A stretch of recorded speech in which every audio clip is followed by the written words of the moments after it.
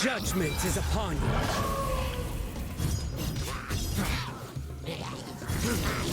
You stay condemned. Your penance is due.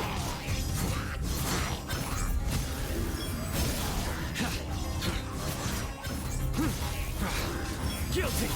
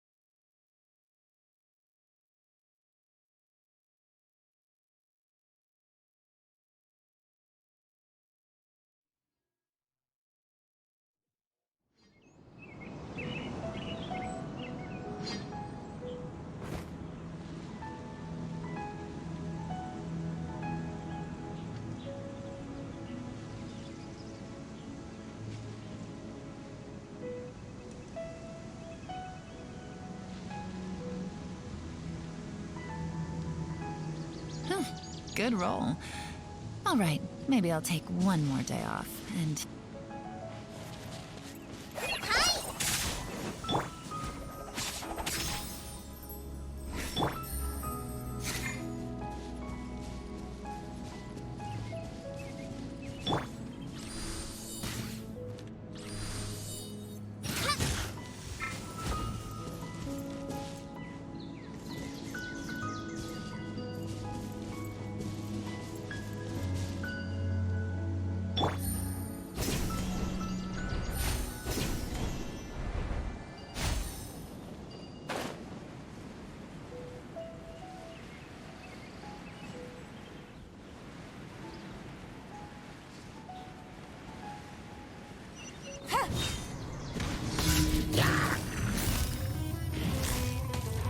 Gotcha.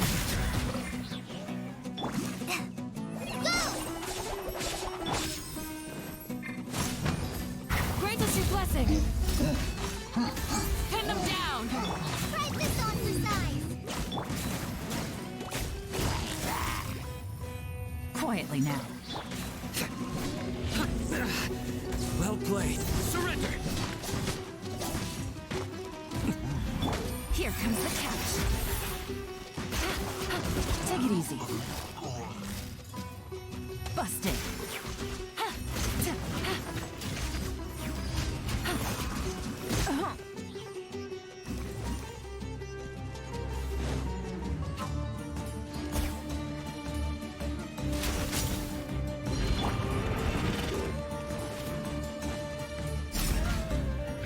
You're exposed. Futile! Your sins weigh upon your soul!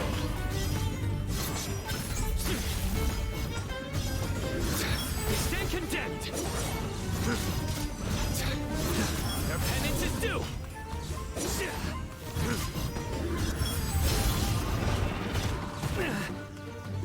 Guilty!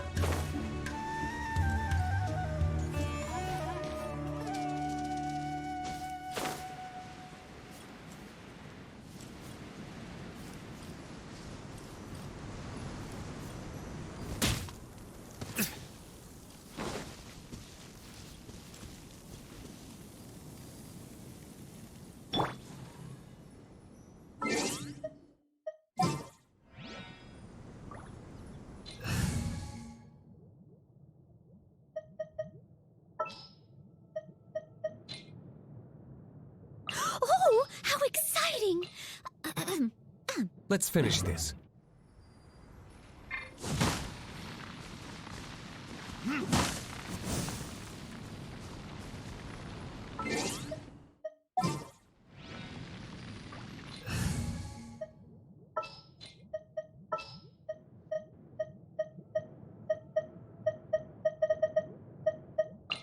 Everything's ready. Let's go.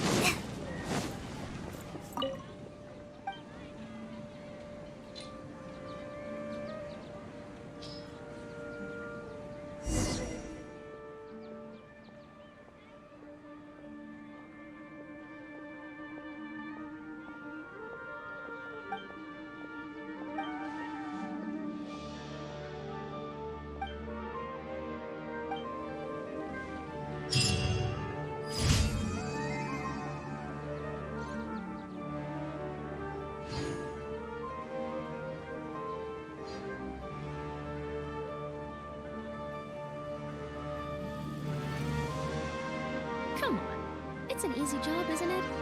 Surely you could give me a deal.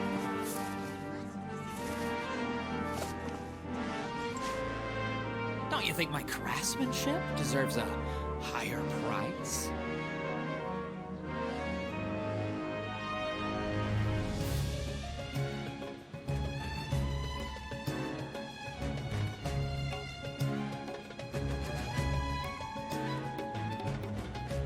According to today's Forest Patrol route map, we need to head here first, on. then It's an make our easy way job, isn't over it? to there. Surely you can give me a deal.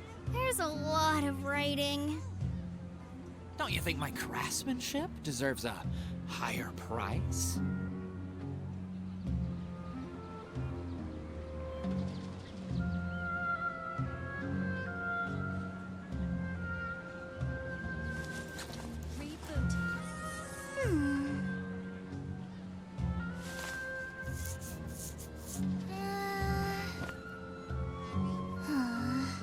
Come on. It's an easy job, isn't it? Don't you think my Surely you can craftsmanship give me a deserves a deal. higher price?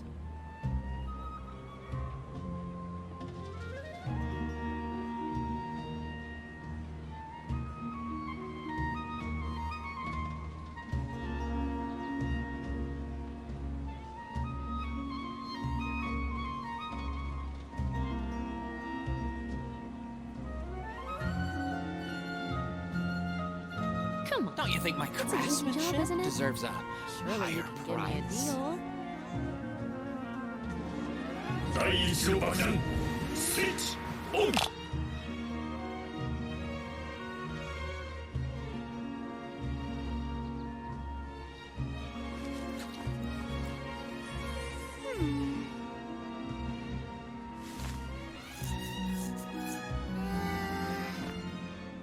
Don't you think my craftsmanship deserves a higher price?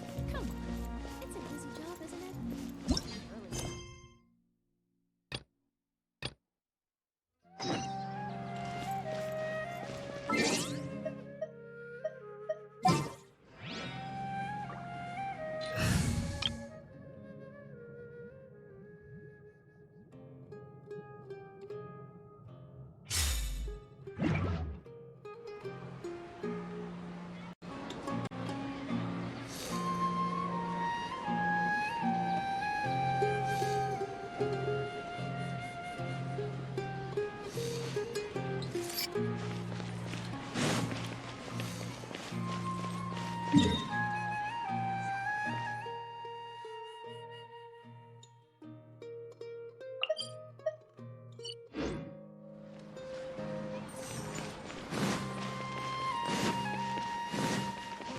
More speed.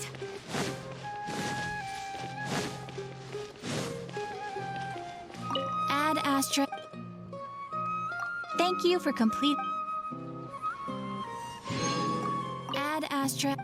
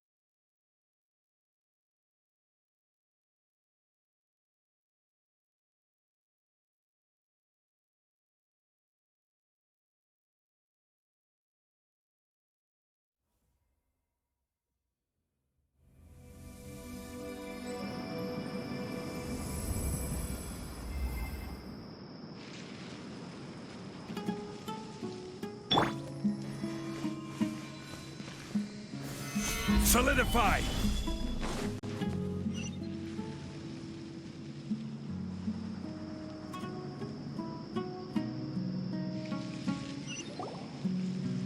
Whoa!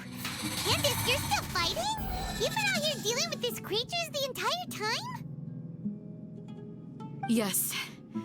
They just keep coming in waves. I've lost count of how many I've defeated. Before I realized it, even the sandstorm had stopped. Ah, here comes another wave! Leave this round to us. I got interrupted earlier, but now I have something to take my anger out on. It's been quite a while since I've seen the Flame Mane in action. I'll leave these to you then. I'll be sure to put on a good show. Let's go!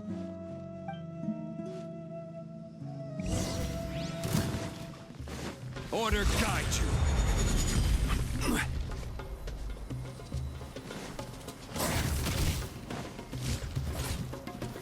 Stabilize. Gotcha. One with nature. The wind knows it. Game's up. Time's over. Here comes another wave! When are they ever gonna let up?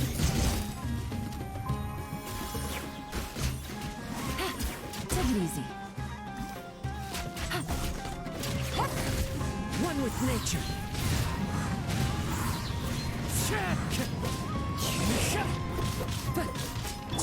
Crush.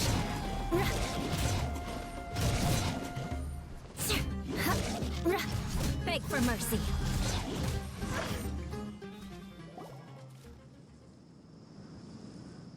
The creature stopped appearing. Was that the last of them? What we fought just now was probably the aftermath of the sandstorm. So we should be safe for the time being. Well fought, everyone. No injuries, I hope. Huh? Who are you? Ah, my apologies. I haven't had a chance to greet you yet. I had my hands full taking care of the village's elderly and children. I am the chief of Aru village. Everyone usually calls me Uncle Anpu. Sir, I am also originally from the desert, but I have not been back for some time now. May I ask if such sandstorms are common? I can't say they've always been common, but recently the storms have become increasingly severe and frequent. Besides sandstorms, we also occasionally get earthquakes. According to an investigator who stayed in the village a while ago, these unusual natural phenomena are related to the withering of Irminsul. Another effect of Irminsul's withering. So, Irminsul's withering causes withering zones in the forest, and sandstorms and earthquakes here in the desert? Everything in the natural world is inextricably connected to Irminsul. These regional symptoms can indeed be a reflection of Irminsul's present state. Everyone in Aru village needs to take good care of themselves. Speaking of which, why haven't I seen a single village keeper since I got here? Village keeper? Who are they? Village guards like Candace? Does your curiosity know no bounds? Village Keeper is how Aru Village refers to mad scholars exiled here by the academia. Most of them are scholars who lost their sanity after a period of training in the Avidia forest. The academia believes that their crazed mutterings may have a negative effect on the psyches of other scholars. So, they're forcibly exiled to the desert. Though if you ask me, it's all a boatload of nonsense.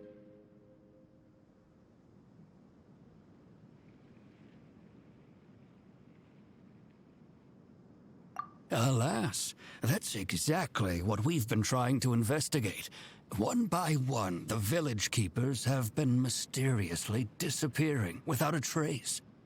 But no one in the village has ever seen them leave. If you're planning to stay around the village for the next few days, I'd appreciate it if you could keep an eye out for them. I've had encounters with those people in the past. I'll see what I can do to help. The Matra are the ones responsible for their exile. Now that you're no longer with them, are you trying to alleviate your guilt and atone for your past sins? I'm fascinated by how you think.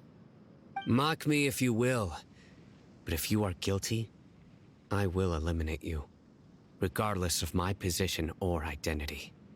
Oh, you're the former General Mahamatra. You must be an expert in these kinds of investigations. Thank you for your help. Is it because you're reminded of Hypatia? Oh, these poor scholars. First they lose their sanity, now this! We need to help get them back home, safe and sound. But, is it really a good idea to tag along with Sino? You seem like you really don't trust him. I'll be grateful for the assistance. No doubt you will do a better job than some of my former subordinates. Let's start by finding a spot to share what we know so far.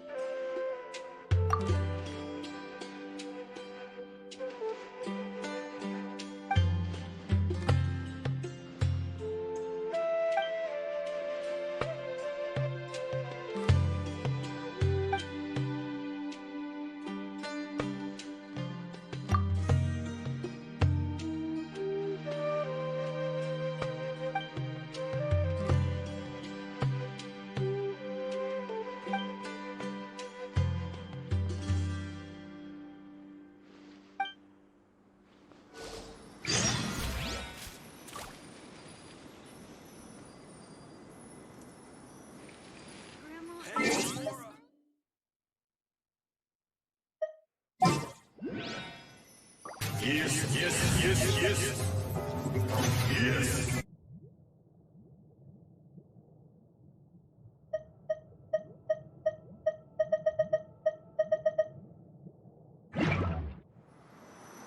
Aristocratic etiquette is all just for show.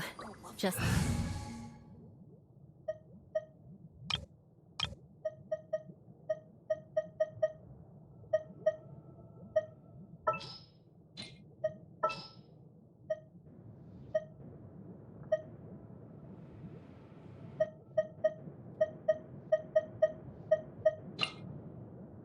Everything's ready. Let's go. smile and nod along. I was forced to. As worrying as it can get.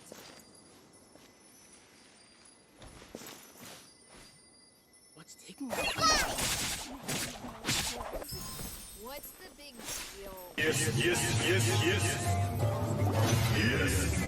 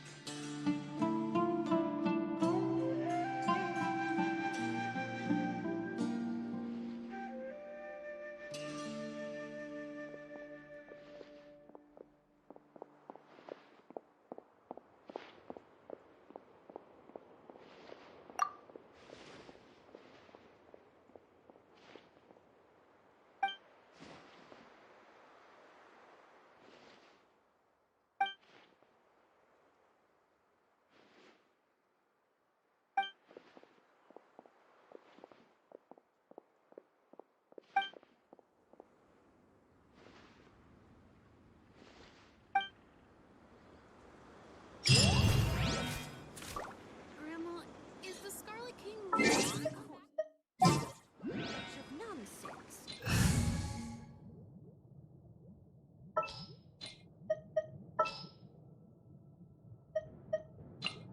Sure.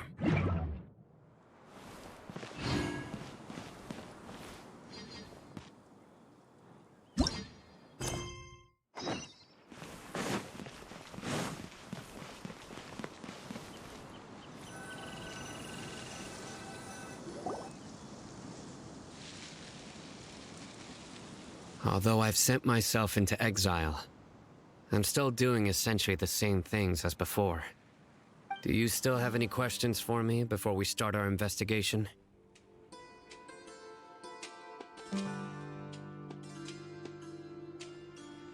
One of my former subordinates told me that this title has its origins in a strange incident. The Academia has long exiled mad scholars to Aru Village. A mysterious phenomenon exists here. When mad scholars first arrive, they are as incoherent and deranged as before. But after spending some time here, they invariably begin to calm down. Initially, the people of Aru Village greatly resented having to take in the mad scholars. But a strange incident one night changed that. Aru Village was struck by the strongest earthquake in living memory. Seeing buildings on the verge of collapse all around him, the then chief of the village was preparing to take everyone to safety. Suddenly, he noticed a mad scholar crouching in a corner, caressing the ground with his hands. A soft, green light radiated from him, like a divine glow against the backdrop of night. Despite the powerful tremors that ripped through the ground that night, all the houses remained upright, almost as if they had grown roots reaching deep into the ground. In the end, not a single building collapsed, and no one was hurt. After that, the people of Aru village treated the mad scholars with greater kindness, and began to refer to them as the village keepers. The soft green light? A mad scholar protecting Aru village? What do you make of it, Traveler? Paimon thinks so too. Actually, Sino, do you know if any of the mad scholars continued to wear their Akasha terminals at Aru village? In theory, they would continue wearing them so the academia could still monitor their activities. With that said, the main Akasha system would no longer have any interaction with them. Oh, no wonder! Everything makes sense then! Add in the fact that they calmed down, it was probably Nahida who calmed them. If you are able to draw a conclusion from this one story alone, then it appears you possess much more information than I do. So, what do you make of the story? Really? Lesser Lord Kusanali. What? You don't believe us? Lesser Lord Kusanali was definitely using the Akasha to give her power to the mad scholars! No, it's not so much that I don't believe you. I'm just struck by your reasoning. Lesser Lord Kusanali, the current Dendro Archon. Is she really active in Sumeru? The Academia has always placed far greater importance on the late Greater Lord Rukkhadevata. They've more or less ignored Lesser Lord Kusanali, and I've never had any reason to doubt their views. In addition, I've never heard any stories about Lesser Lord Kusanali and her deeds. To me, she might as well have been a god that never existed. No way! Nahida definitely exists! She's a... How should Paimon put it? She's a good Archon who's kind and wise, even if she says weird stuff sometimes. I've spent many years interrogating criminals, so I can easily tell when someone is lying. Good! Then you should know that we're telling the truth! That look in your eyes. I've never seen that from a liar. You two really must have met Lesser Lord Kusanali. How can this be? To think, our Archon has been amongst us this entire time. Alright, now it's our turn to put our skills to good use for this investigation. But easier said than done, especially since we don't have any leads. Maybe we can start by knocking on some doors. Excuse me, are you here to help me find my grandpa? Huh? Who are you? By the sounds of it, a resident of this village. My name is Isak. You'll help me find my grandpa, right? Is your grandpa a mad scholar? Hey, don't say that. Grandpa is just Grandpa. Why do you have to call him that? It's not like he's a bad person or anything.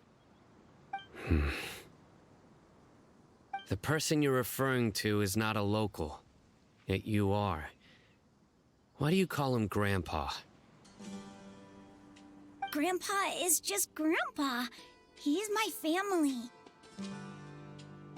I heard everything you said to the village chief. Please, you gotta take me with you. I want to find my grandpa. I swear I'll help. I won't be a nuisance. Ah, so you're the one who was eavesdropping on us around the village chief's house. I was planning to go out and take care of whoever it was, but I had a vague feeling that they didn't harbor any ill intent. Whoa. Haven wasn't kidding about Matra having sharp senses. Sino, he's just a kid. All he wants is to find his grandpa. Let's find a way to help him. Sorry, I I was only listening in because I wanted to know where Grandpa went. Honest. If you don't believe me, you can ask Miss Candace. All right. But first, let's confirm the facts with Candace.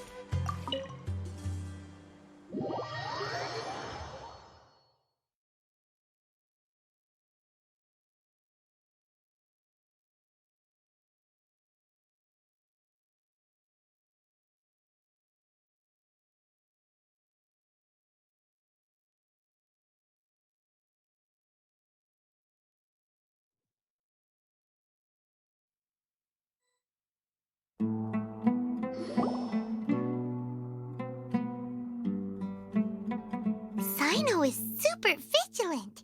Is this what all the Matra are like? Ah, you're back already. We just wanted to confirm something with you. Do you know a boy by the name of Isak? I had a feeling he'd go looking for you. Huh? You knew this would happen? Yes. Although he tried his best to stay hidden, I still noticed him eavesdropping outside the window. He really wants to get his grandfather back.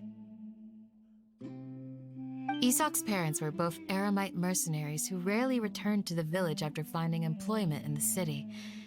He was raised by his grandfather. Unfortunately, it was only a few years before his grandpa passed away. Isak was still very young at the time, so various families in the village took turns caring for him so he could survive. Later, an elderly mad scholar arrived at the village. Isak thought the scholar bore a striking resemblance to his grandfather, and thus often spied on the man.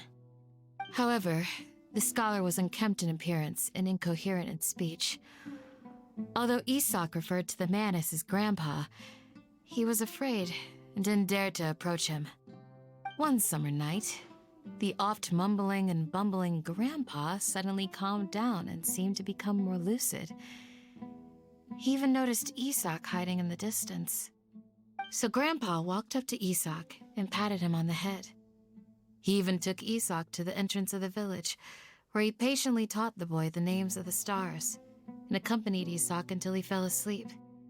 The next morning, Isak woke up and wanted to go find his grandpa again, only to realize his grandpa no longer recognized him. However, even so, Grandpa retained his calm expression. It's said that those who saw the scholar claimed he no longer appeared to be crazy, but appeared to be living in his own world, almost as if he were sleepwalking. Isak was thrilled that his grandpa was able to find peace and would follow him all the time, asking him things like, "Grandpa, want me to take you somewhere fun?" Or, "Grandpa, could you tell me stories about the stars again?" All this somehow just makes Paimon feel really sad. It seems like they both deserve so much better. Perhaps. Nearly everyone who lives in the desert has some form of hardship or regret. But even so, we must still continue on with our lives. It's also my reason for fighting. I must continue to protect this land.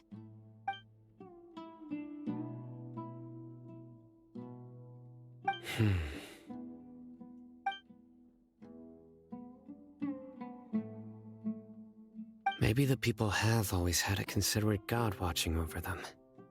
Huh? What did you say, Sino? No, nothing. As long as Isak keeps his word and doesn't get in our way, we can take him along. Perhaps you are more compassionate than I gave you credit for. Please accept my thanks on Isak's behalf, Sino.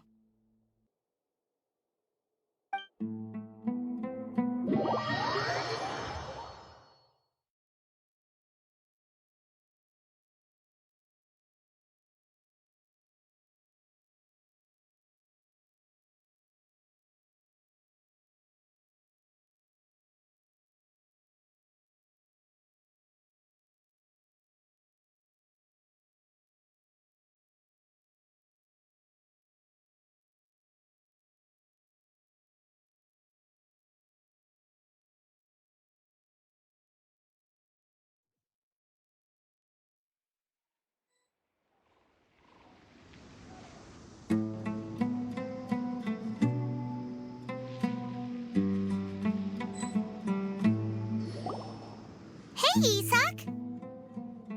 Oh, it's you guys! We've cleared everything up. Let's go find your grandpa. Really? Wow! Thank you so much!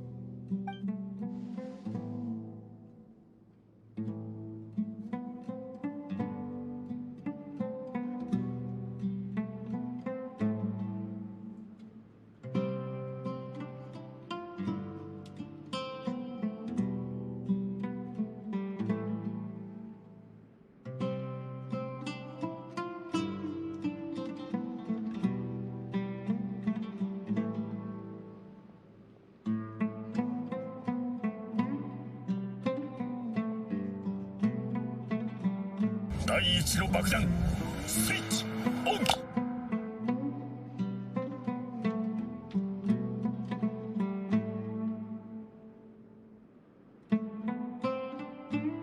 Yes, yes, yes, yes. Yes.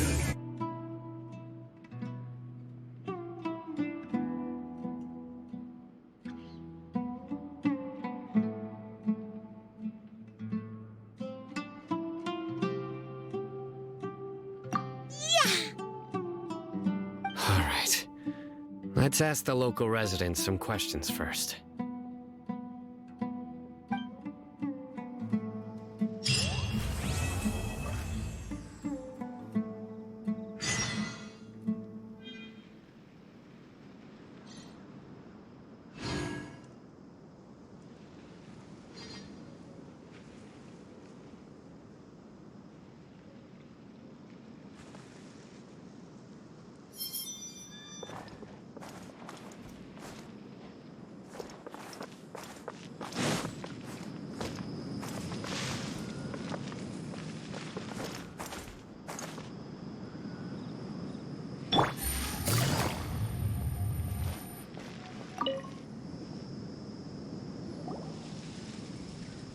Excuse me, did you happen to see where the missing scholars went?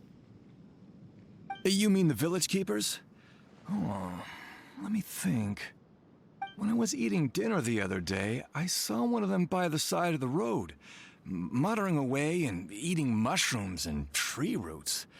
They shouldn't go around eating that kind of stuff. Okay. Did you notice anything else?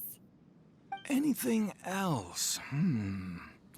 No, I think that's all I have to tell you. Sorry.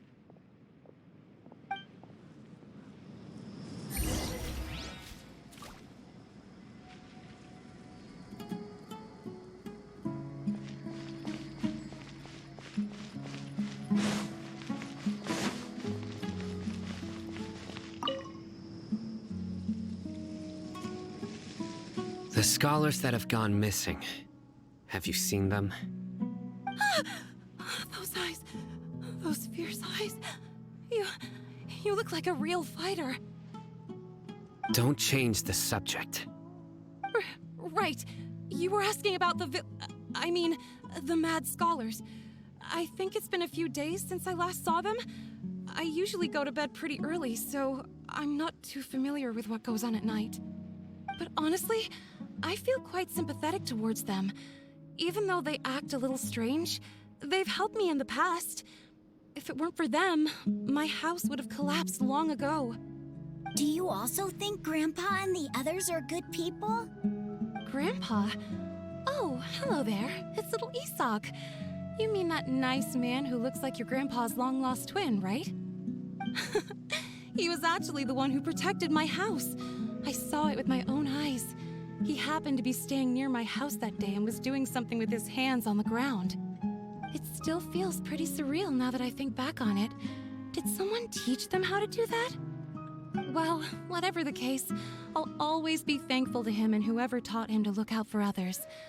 I'm pretty sure that if I ever went mad, I wouldn't be able to do anything like that. Gotcha. Thank you.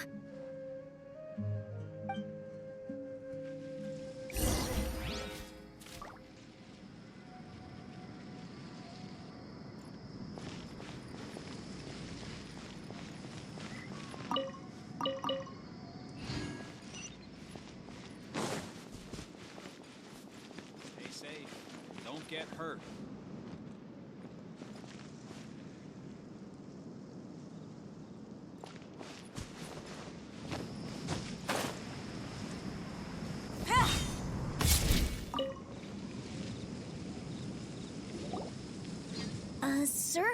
Have you seen my grandpa recently?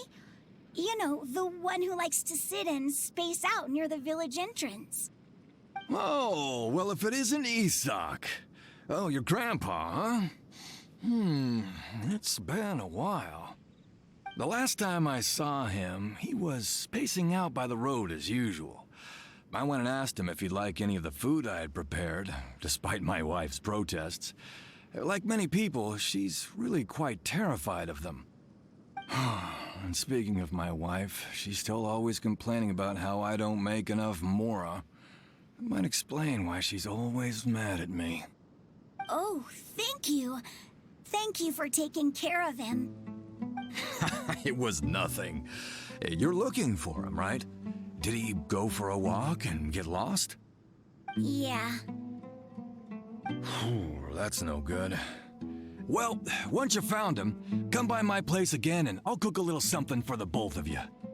I've known you since you were very young, so as far as I'm concerned, you're family. Please feel free to come by anytime. Wow, what a nice guy! Okay, thank you, sir. Huh? Don't say anything for now. Isak, stay here. Let's head over there. Stay quiet as you move.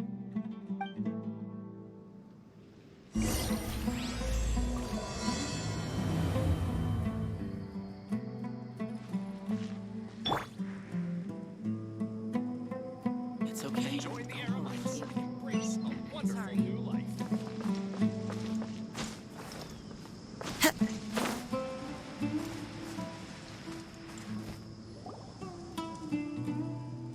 Listen, see if you can make out what they're saying.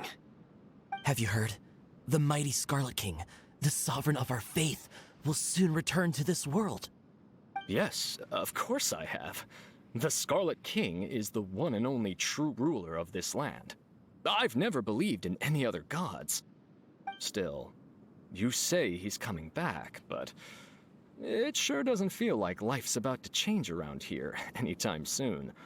What's your proof? Haven't you noticed? The village has been getting more deranged scholars than ever. Delavar was saying that many people also went insane just before the fall of the Scarlet King's civilization in ancient times. We don't quite know why, but it seems like there's some sort of connection between insanity and the Scarlet King. Isn't it a sign of the Scarlet King's power that all the mad scholars have disappeared? If you ask me, they must have been chosen as the final sacrifice for the Scarlet King's resurrection. Huh. Now that you say it, that does make some sense. Does this mean our lives are finally going to take a turn for the better? Exactly. Those city folks will get what's coming to them. Now, repeat everything you've just said from the very beginning. Huh? Who are you? Where did you come from? My patience is running thin. You heard what I asked.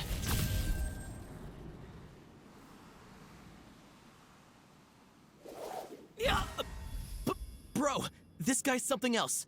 Just look at his eyes. One wrong move, and he's gonna flay us alive. Let's not get on his bad side, okay? I am no match for this guy. Oh, okay, good sir. What is it you would like to know? Tell me about the Scarlet King's resurrection. Well, I only know a few things from hearsay. I went for a drink the other day and heard others talking about a rumor that the madmen will disappear and that the Scarlet King will return to this land. I'm not making this up, I swear! Hey, go on, keep talking. It's true. It's all true, sir. We desert folk have had more than enough of those people at the academia. They keep sending us all their mad scholars and won't let us have a good life. Would you want to live like this if you were in our place? The radicals were even more thrilled than me when they heard the news. We're all praying for the Scarlet King's speedy return. Delavar also said that once the Scarlet King returns to our side, it's only a matter of time before we conquer the land on the other side of the wall.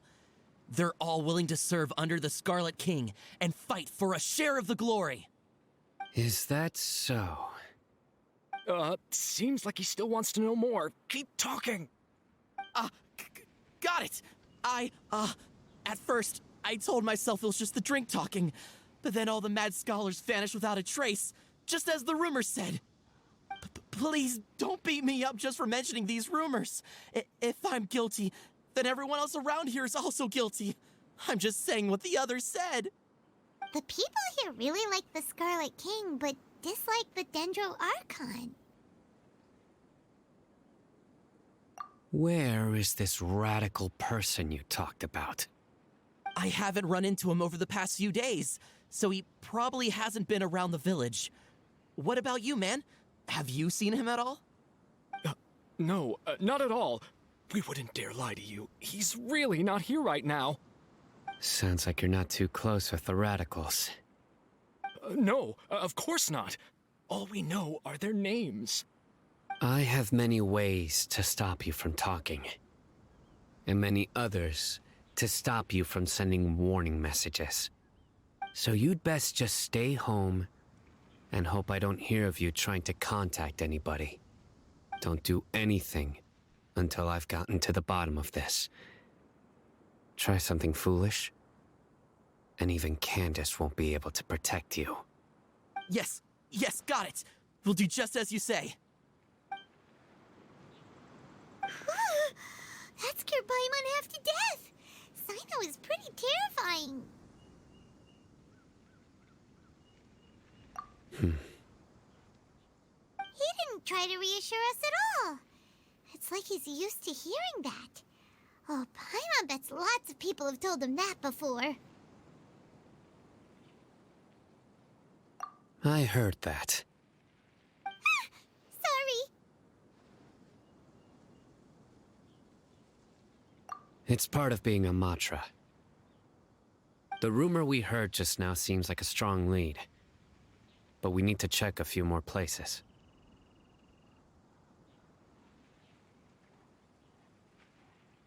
Very well. Isak! I'm here. Where's your grandpa's house? Well, I can take you there. Just follow me.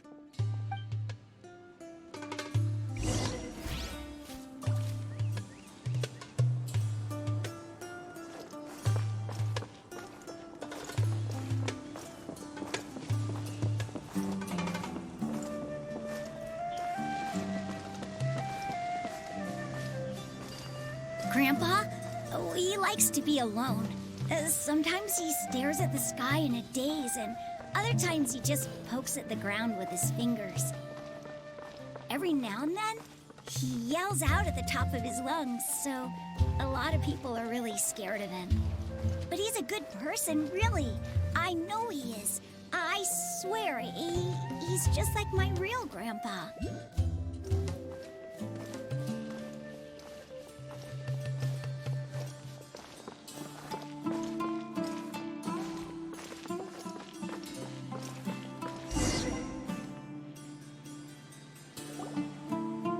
This is where Grandpa usually stays. There sure isn't much here.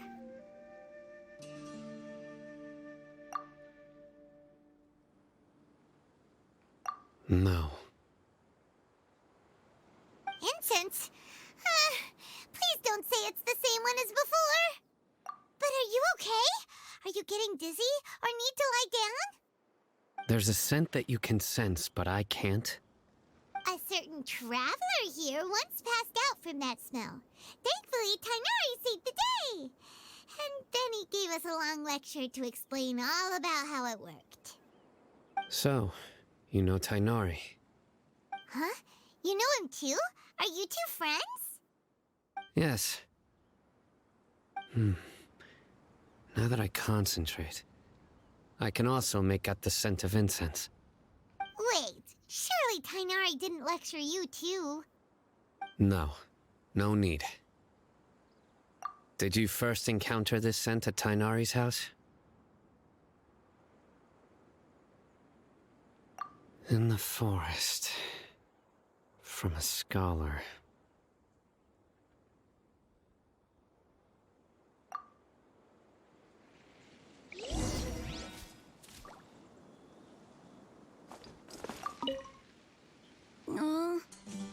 let Grandpa go. Please come home, Grandpa.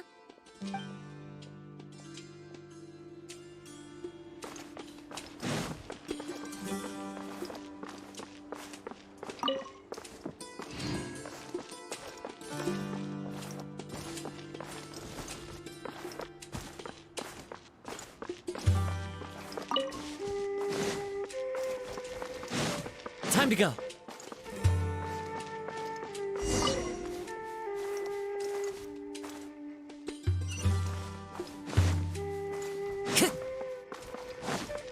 Time to go.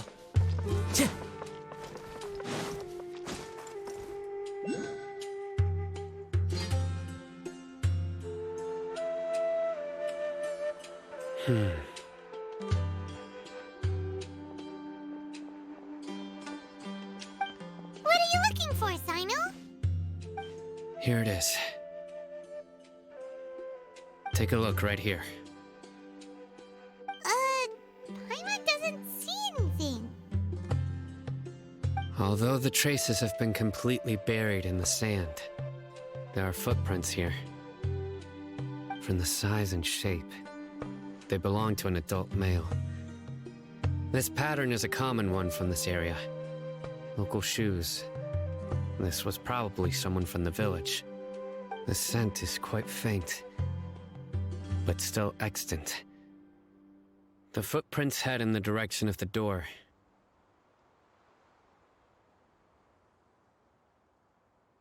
But who would come looking for Grandpa? He doesn't have any friends. We'd have to ask whoever lured him away with the incense.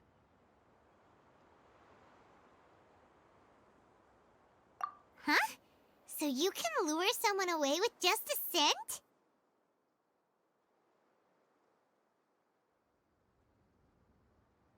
Hey! What's wrong with liking good food? Everyone's got something they love in life. Exactly. Most scholars are fond of incense, since the smell supposedly helps them clear their minds and discover new knowledge. Even deep within the clutches of madness, they still yearn for their knowledge-seeking days, and will follow the scent whenever it presents itself.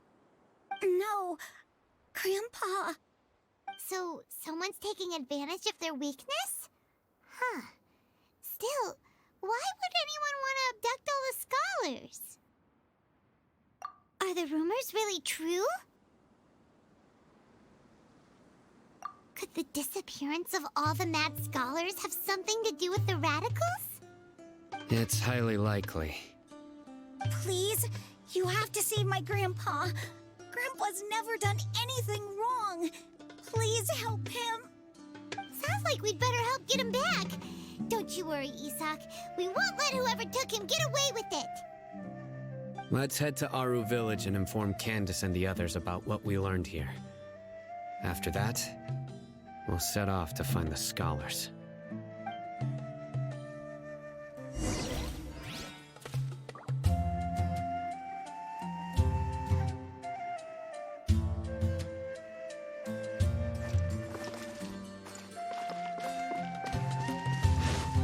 Time to go.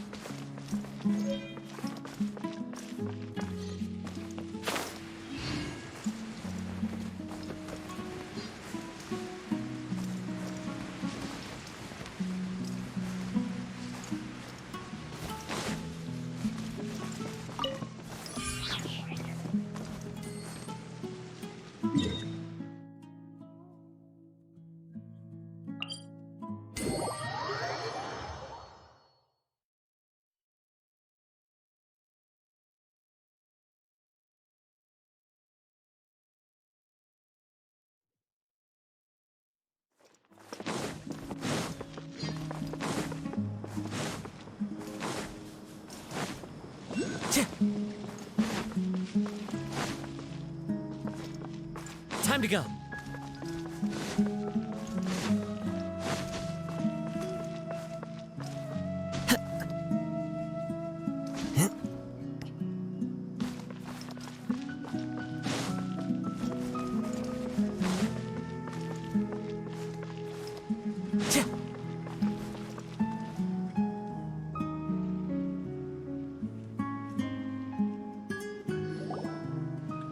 Right.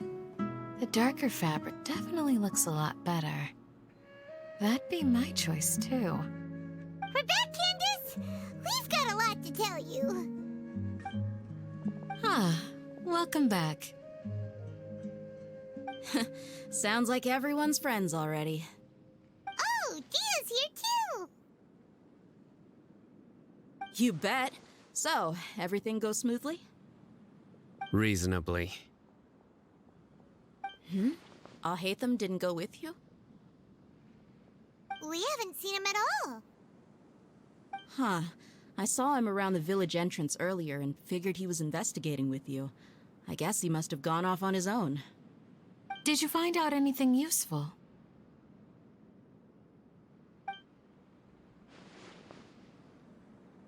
I see.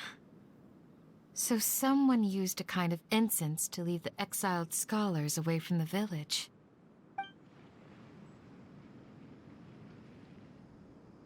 The resurrection of the Scarlet King? First I've heard of it. Far as I know, the kind of incense you just mentioned is only popular beyond the wall.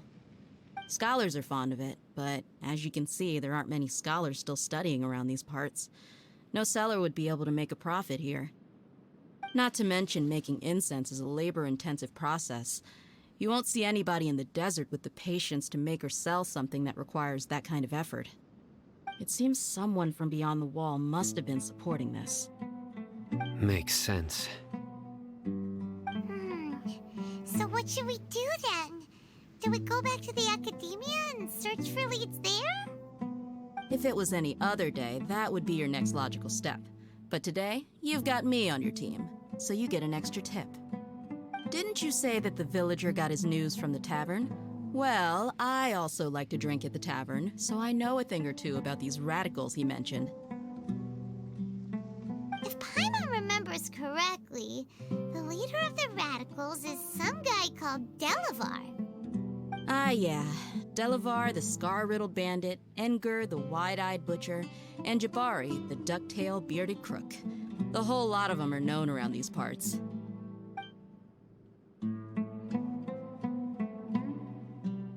These guys have one thing in common, and that's being broke. The rougher life gets, the more they want to believe in the Scarlet King. Way they see it, the Scarlet King's resurrection is their only chance at overthrowing the academia. Throwing all of Sumeru into chaos is the only way to change the way of life here in the desert. Anyway, that's my guess why they've chosen to become radicals. Tia! You're amazing! You really know this place inside and out!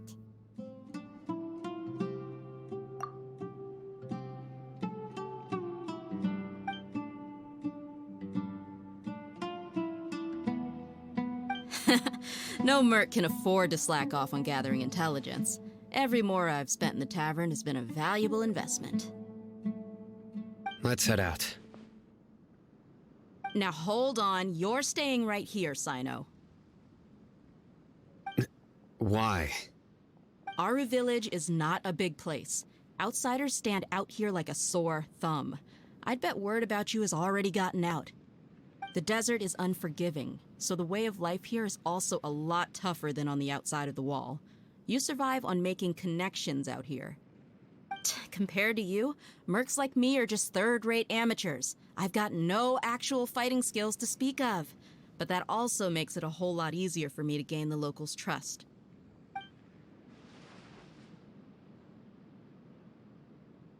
I need to go around and ask some questions, but it'll be difficult if you're with me. Fine. Good. Then we've got a plan. The Traveler and Paimon will go to Caravan Rebot with me, and we'll try our best to figure out where the Mad Scholars have been taken. Sino, you'll have to stay in the village and continue investigating on your own. All right, sounds like a plan.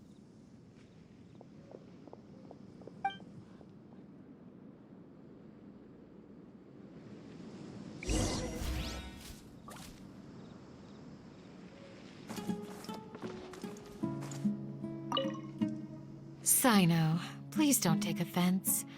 I'm sure Dia just wants to help everyone solve their problem as quickly as possible. That's why she can be so straightforward at times. I don't mind. Ah, I see. Well, from the way you were staring out into the distance, I thought you might have been mulling over Dia's words. No, I'm used to being treated that way. It's natural to fear strength. I take no objection to it.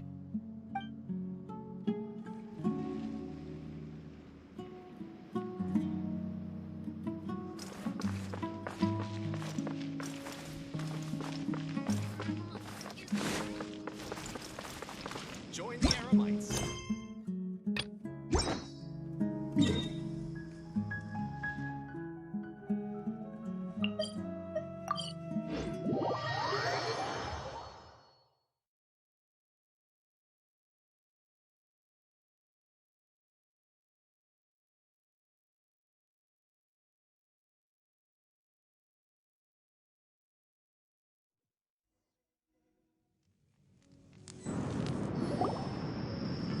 Well, here we are again.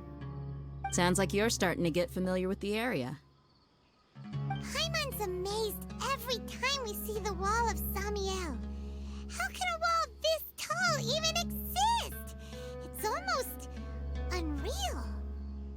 I know what you mean. I had the same question every time I walked this way when I was a kid. Also, why is this high wall here? And can a wall really block sandstorms? It was only after I grew up that I realized the Wall of Samiel isn't just there to keep out the sandstorms. It serves a more important purpose, keeping out people like us. Sumeru is run by wise and mighty sages. To them, us desert dwellers are nothing but tools that can be used and discarded at their whim. We're cheap labor, like livestock, but easier to control. Nothing more. Even if a child from the desert got the chance to obtain an Akasha terminal, almost all their requests for knowledge would be denied. The academia believes we're underserving. Geniuses like Sataria are 1 in a million. The other children never get a single chance to try and rewrite their fate, even though the academia knows very well that we're humans, just as they are. That's terrible. I would tear down this wall with my own hands if I could. Hey, Dia. You're not thinking about doing anything scary, are you? No, not at all. This place just gets me thinking, that's all. Besides, we're here to procure information, aren't we? Yep, we gotta catch those. Shh. Caravan Rebot is crawling with people, so be careful what you say. We don't want anyone to find out what we're here for. Our mission started the moment we arrived here. Let's go check out the tavern. Maybe we'll find someone I know.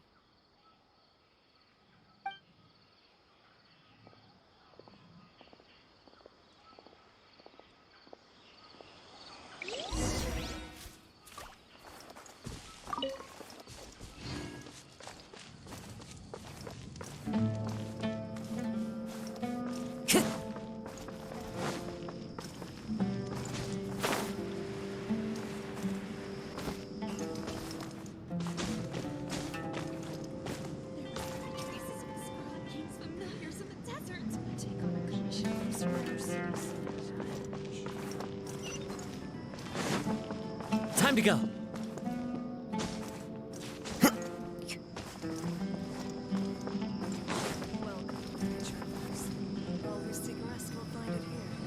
Just our luck. None of them are here today. You mean, you don't see anyone you know? Dia, is that you? What a coincidence. You here for a drink too? Zaki. Finally, a friendly face. Oh, and who do you have with you here? Guests from another land? Hello, hello. I'm Zaki. Dia's, how would you put it? Drinking buddy? We've had drinks together a few times. You could say we go back a ways. Anyway, as far as my friends here, they aren't too shabby, are they? You rarely see any Outlanders so friendly and respectful nowadays. Absolutely. Much better than those people on the other side of the wall. So, Dia, are you looking for someone? Yeah. Have you seen Engur, Delavar, or Jabari recently? Of course I have. Matter of fact, we were all here drinking together just a few days ago. I've got a spice trading deal from another nation. I thought maybe Delavar and his friends might be interested. Know where I could find him? Ah, how thoughtful of you. Then I assume you also know that Delavar's been having a hard time making ends meet these days. So, you came here to help him out? Hey, keep it down. Let's just say I prefer to keep this deal a secret. Y'all at Caravan Rebot are like family. If there's more to be made, why not do it together? Besides, Delavar and his friends have muscle. They'd be a good fit for escorting the goods. Yes, how considerate of you. Delavar's my friend too, so of course I can take you to him. Come with me.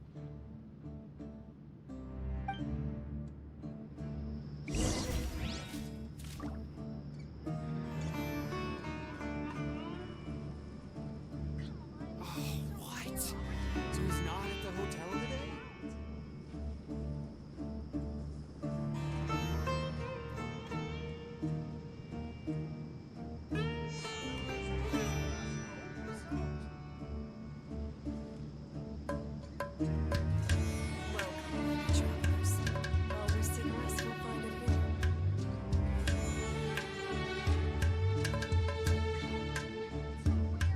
This scenery is wonderful. Surely enough to convince anyone to become a wanderer.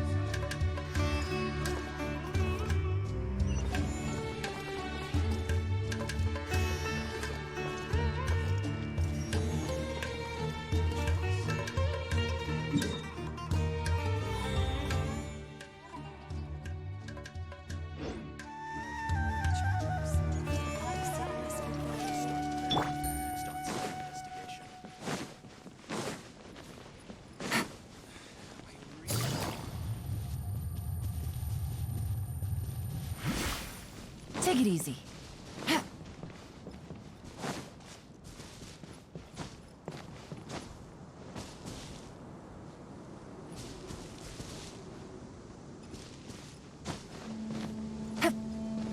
Take it easy.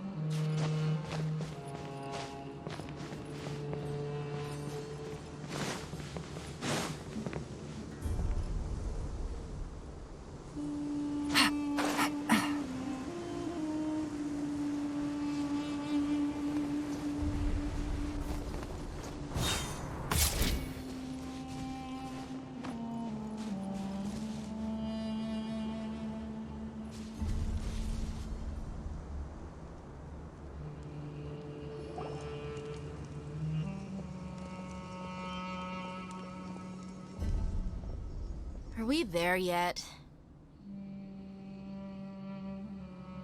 Yep, this is the place. This place is practically deserted. What are they doing in a place like this?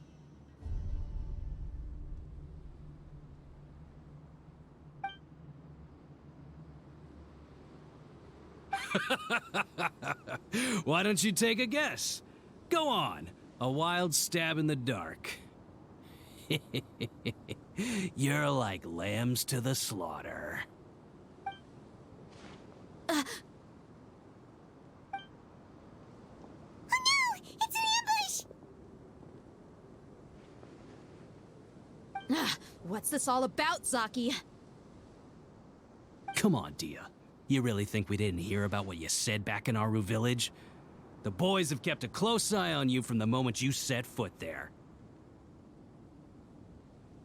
Not only do I know that you're looking for Delavar, I also know that you've teamed up with people from the Academia to look for the missing scholars. So, you've been watching us from the very beginning? Uh-oh. Paimon knew leaving Sino behind was a mistake! And you left the strongest one in the village, didn't you? Who do you think you are? You really thought we'd fall for your little business deal nonsense? So you and Delavar have been partners all along. Dia, I guess it's only natural for a traveling mercenary like you to be out of the loop. Those of us who hang around the tavern have stronger bonds than you think. But you got one thing right. We're all looking forward to an uprising in Sumeru. There's nothing more we'd like to see than the desert folk overthrowing the Academia. If that's the case, then I'm sure Delavar wouldn't miss a second of it. I'll be honest with you, if it weren't for what you said in the village, your little monologue about the Wall of Samio would have convinced me that you're one of us. Delavar. And Engar, you're here too, huh? Long time no see, Miss Mercenary. You should have known the traitors are what us followers of the Scarlet King despise the most. Dia, I thought that you, a fellow desert dweller, would understand that the Scarlet King is greater than the Dendro Archon. Little did I know, you don't deserve to join us. Yeah, gee, what a missed opportunity. Adopting radical views and kidnapping innocent scholars, all because of some baseless rumors. Anything else I'm missing out on? See? There you have it. Mercenaries are just a bunch of faithless scum with only one thing on their minds. Mora. Pathetic. You're all like a pack of street rats. You're not wrong. Mercenaries are driven by Mora, and my faith lies with whoever's paying me. As long as there's a profit to be made, anyone can become my friend. Enough talking! Get him!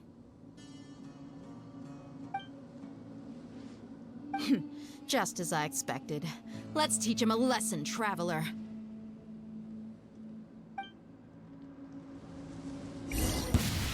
Following orders. A new punching bag. You're open. As one with wind and cloud.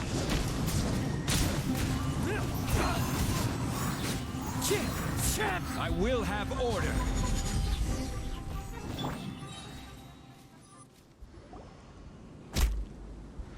Impossible! How could you? So, what do you think about your meticulous network now, Zaki? How did you say it? It's only natural for a traveling mercenary like me to be out of the loop. I'm guessing your informant told you that I'm just an incompetent merc with no real fighting skills, correct? I mean, that is what I said after all. And of course, you would believe everything he reported. The only thing you know about me is that I'm a mercenary, but you've never seen me in action. Even though you heard we went to handle monsters together, you believed that Candace was the only one doing all the real fighting. That so-called Flame Mane is just a fraud. She admitted it herself. She just uses her connections to gain the trust of others. That's what you thought, right? Ugh. You lied in the village because you figured that we'd have people watching you. And you were stupid enough to fall for it. I figured as much the first time we drank together. You all thought you were so smart. Pathetic. Okay, that should be all of them. Whoa! So you've been planning this since we were in Aru Village? No task can be done without preparation. I just happened to notice a couple suspicious-looking people while you were out investigating. Oh, but instead of catching them right away, you let them report back. Those two who were snooping around were just a couple small fries. If we want to get the real catch, we have to be patient and give it some time.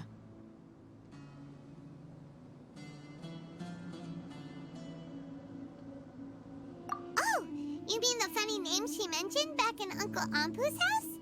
The wide-eyed butcher, scar-riddled bandit, Paimon can't remember them all.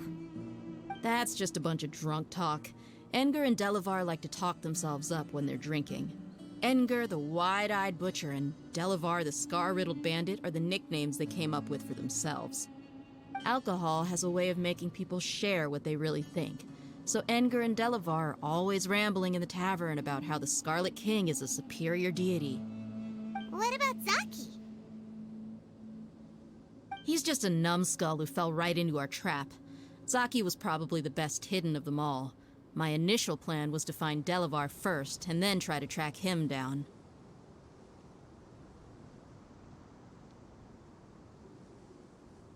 That's what you wanted to ask when we were at Uncle Anpu's house, right?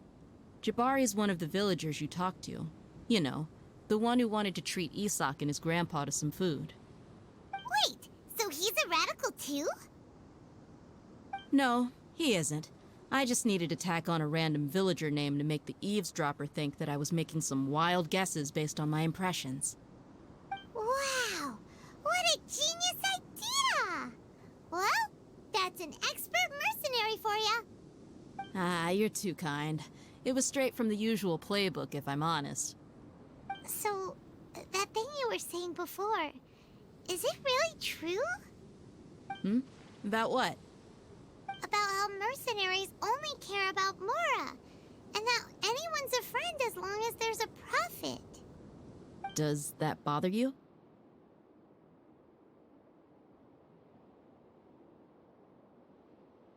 What makes you so sure?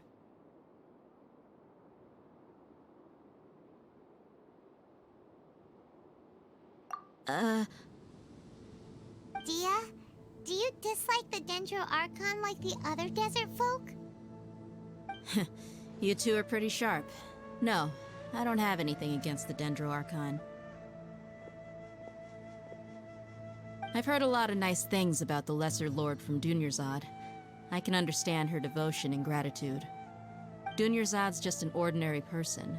There's no way a god would be so involved in the lives of everyday people unless they were truly compassionate. I've begun to realize that the sages are behind everything that's happened recently. The radicals' blind belief in the Scarlet King, making the Dendro Archon out to be an enemy.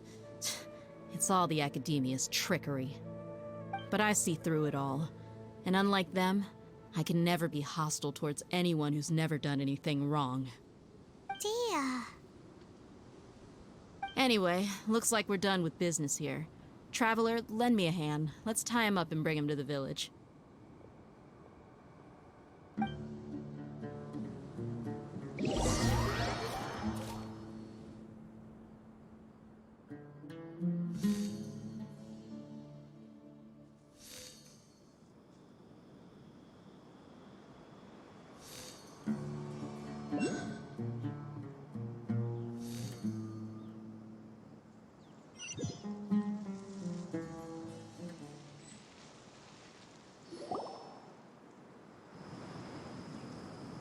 This should be all of them.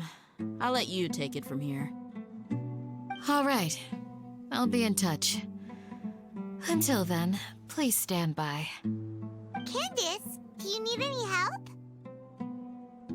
Candace will be okay on her own. I trust her, so you can too. She's been guarding Aru Village for quite some time now. If anyone is qualified to question the offenders, it's her. While I'm questioning them, why don't you pass some time by exploring the area? I'll meet you back here tomorrow morning, Traveler. As for these idiots, let's just hope they live to see another day.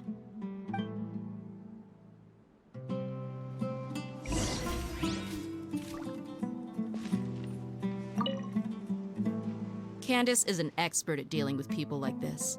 All we have to do is wait for her word.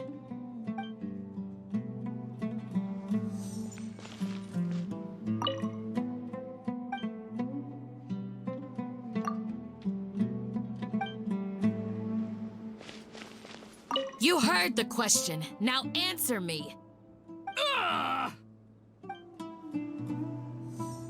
You heard the question. Now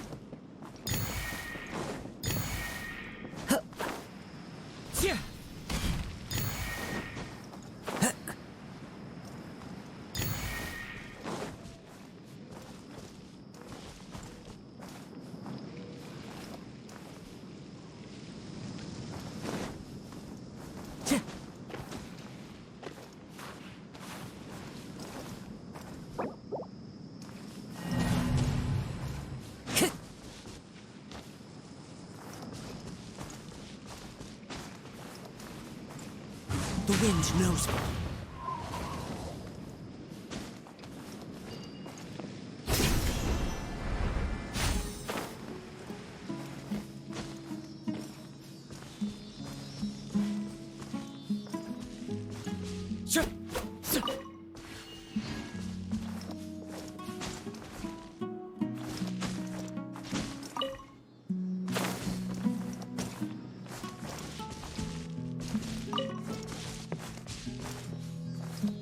Into the wind.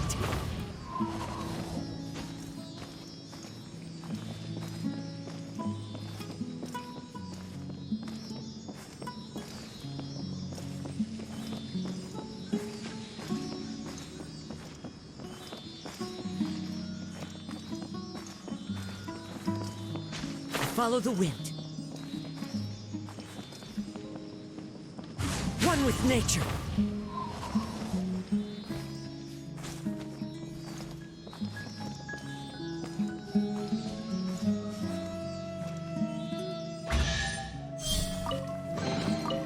Fateful offering.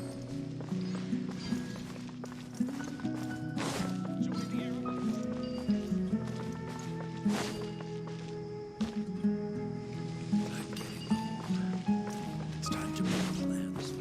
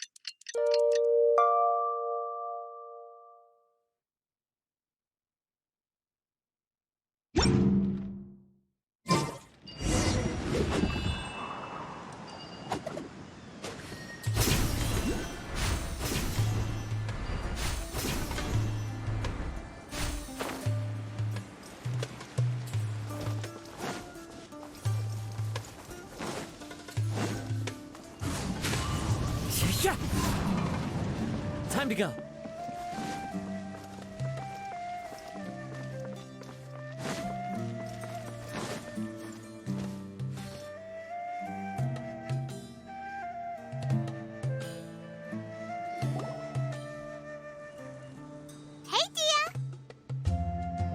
Right on time.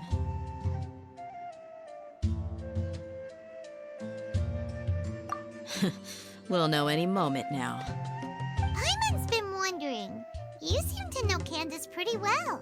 Have you been friends for a long time? We've known each other for some time now. She's a pretty interesting person. Even though she's an extremely strong warrior, she never misuses her powers against others. Oh, Paimon knows what you mean. Like a lot of martial artists say, never take the fight outside the ring.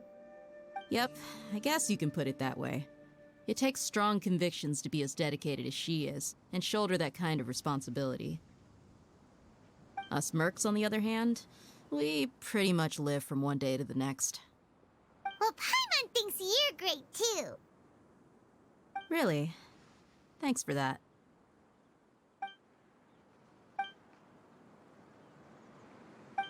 Oh, Sino's here, and he's pretty early too. Yes, I was here yesterday to help out a little. To help out? By doing what? Sharing some interrogation techniques. Oh, you mean you taught Candace some more persuasive methods? Right. Come on in, everyone. Come on, let's go inside.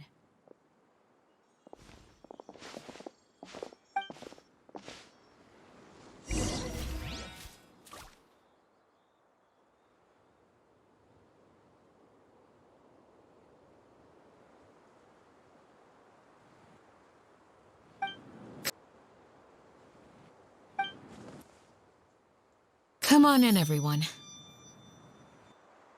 You need to watch out for any sign of earthquakes and sandstorms.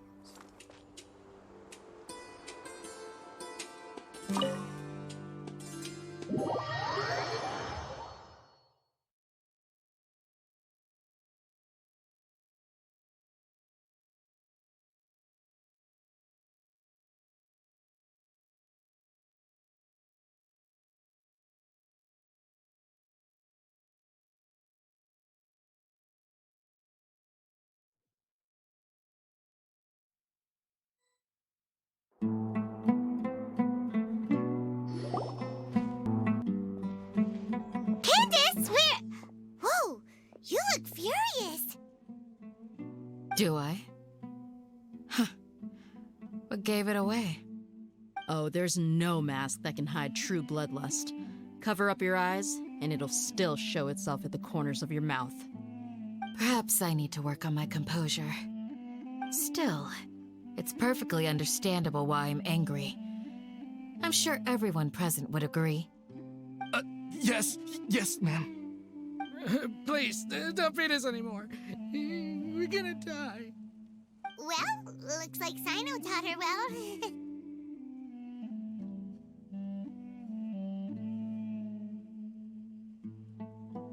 You fear death yourselves, yet you do not hesitate to place the lives of others at risk.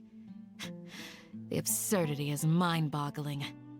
The ones you call mad scholars are known to us as the Village Keepers. They are vital members of our community, and some even count them as family. You come here to my village, and you treat my people as nothing more than stepping stones towards your goal. Tell me, what would you do to you in my position? Mercy! Please have mercy! You've made your bed. We may both be desert dwellers, but there is one thing that I understand better than you. The resurrection of the Scarlet King will only result in war. And war serves no one. The people of Aru Village care little about which god is in power. Life may be tough and tiring, but we wish to preserve our way of life. A war would only cause us to lose all that we have. And that is not a responsibility that you can afford to shoulder. We understand. We're sorry. I'll tell you everything I know. Please, just let us go. I'm listening. You might not believe this, but it wasn't us who came up with this idea. Someone was spreading rumors in the tavern. That's how we ended up hearing about the Scarlet King's resurrection. Some mystery man told us that mad scholars will make the perfect sacrifice to usher in the Scarlet King's resurrection. They give their lives, and we can get anything we wish for. They're called village keepers. Slip up again, and you'll regret it. Yes, sorry. It was all that mystery man's doing. He told us to spread word about the Scarlet King's resurrection and talked us into helping him. In return, he said he'll help facilitate the resurrection process.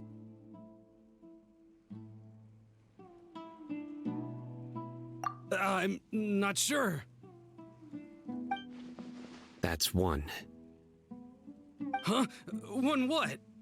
Strike. You get a total of 3. Then, you die by my hand. Wait, I'm telling the truth. We don't know anything. It was all him.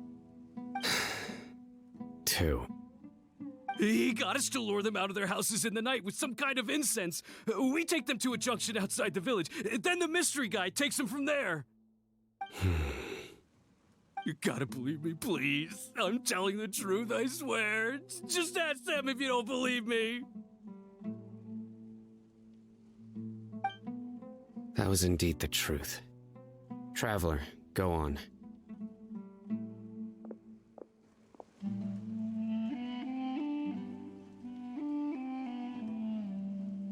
You have to believe me. If I knew that, I would have told you his name right away. I'm not risking another beating to keep his secrets. No way. That guy, he wears a cloak, and he's always careful to cover his face.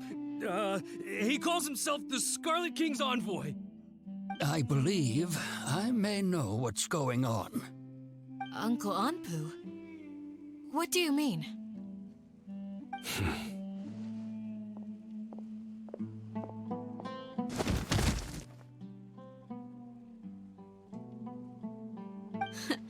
Smooth. Okay, speak. If my suspicions are correct, this mystery man they speak of could be from the Academia. Some time ago, people from the Academia attempted to take the village keepers away. I refused, insisting that they are part of our community. It strikes me now that this secretive character shares the same goal they had. Which means it's highly likely that the Academia was purposely spreading a false rumor to trick the radicals into delivering the village keepers right into their hands. They were the ones who brought them here to begin with. Now they're trying to take them back? We aren't gonna let that happen. Not the Academia again.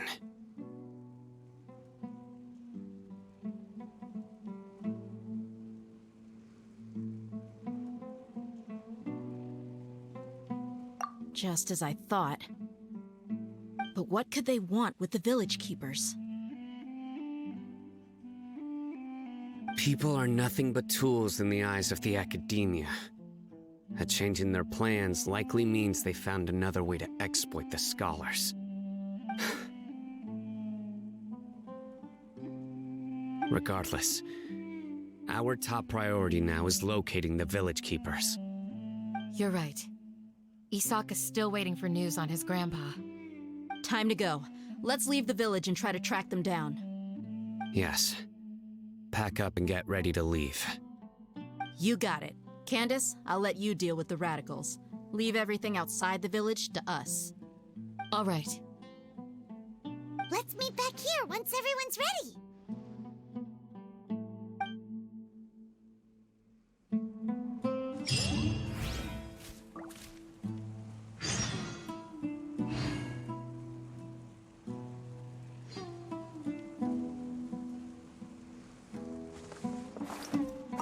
You look worried. Thinking about the village keepers? Yes. I'd look for them myself if I could. As members of our village, each one of them is very important to me. You have a strong sense of belonging here. I guess I'm the opposite. Mercs are stray dogs, wherever they go. Dia, don't say that. You can be a part of this community too. Thanks. I'll let you know when I feel like joining.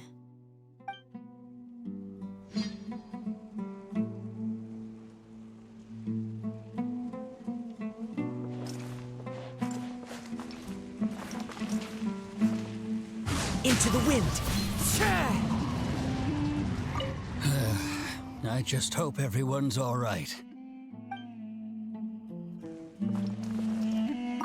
What scheme is the Academia brewing now?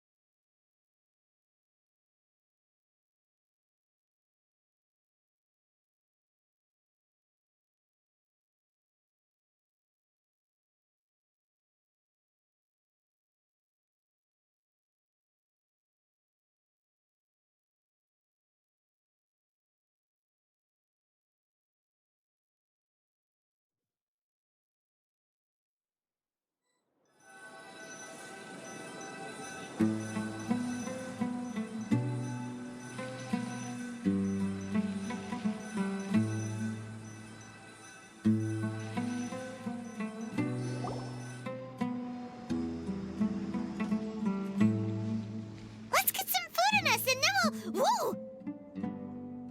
Where did you come from?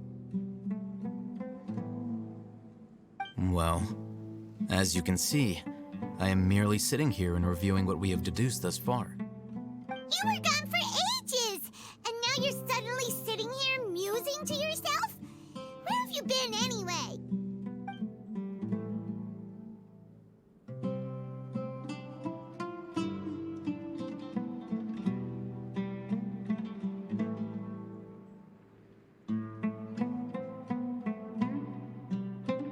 Hey, what's with the silence?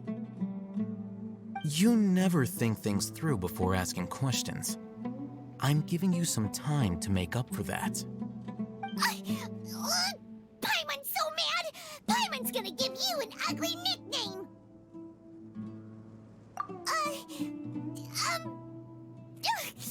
Never mind! Paimon's got nothing.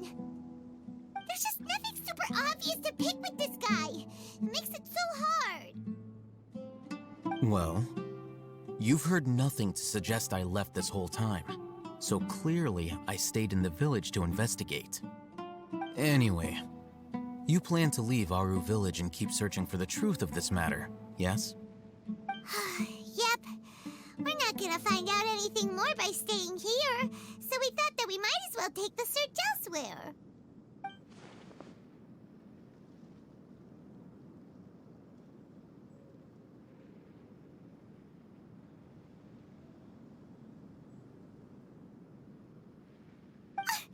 Enough with the silent treatment!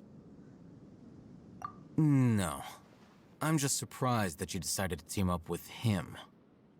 Alhaitham, you haven't helped us out at all ever since we arrived at Aru Village. Bold of you to question our choices. Yeah, you're all talk. While you were investigating, I had my own work to do, which I've now finished. Really? Paimon doesn't believe you. To be honest, we aren't really a team, so I have no obligation to inform you of my whereabouts. Not to mention that going separate ways allowed me to find some important information that you all had missed. Huh? Right here in the village? Correct. What did you learn? I'm going to take you to someone.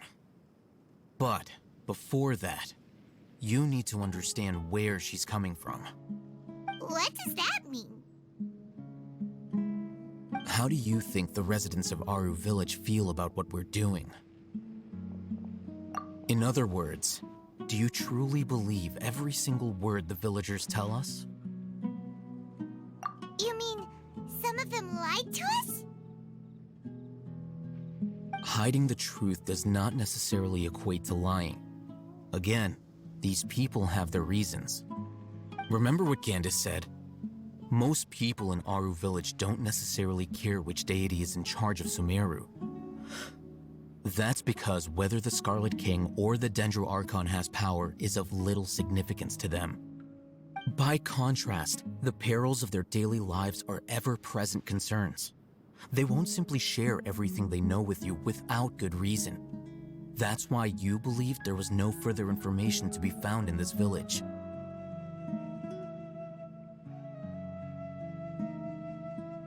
Glad you're following along.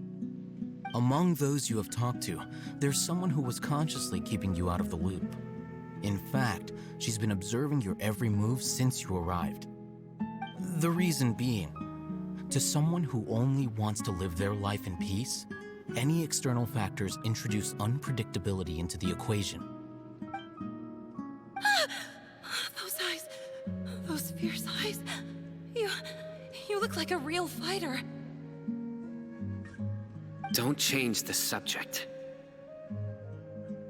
It's quite obvious that she's intimidated by Sino's authority and strength. Right. You were asking about the Mad Scholars. She corrected herself mid-sentence because she's aware that there are Scarlet King fanatics in the village. If she sounds too friendly towards the village keepers, she could easily make herself the radicals' next target. I think it's been a few days since I last saw them. I usually go to bed pretty early, so I'm not too familiar with what goes on at night. Remember? She made a point of denying her involvement in anything that occurs at night. But honestly, I feel quite sympathetic towards them. Even though they act a little strange, they've helped me in the past.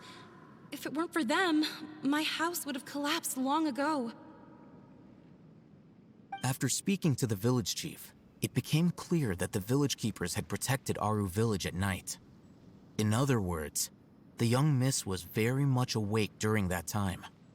Then why would she lie? By getting involved with an outsider, she risks drawing unwanted attention to herself. As for why she might be so wary about all this, maybe you should ask her. I'll pass on this one. You said that she is afraid of me. If so, it's best if I stay out of this. We're on it!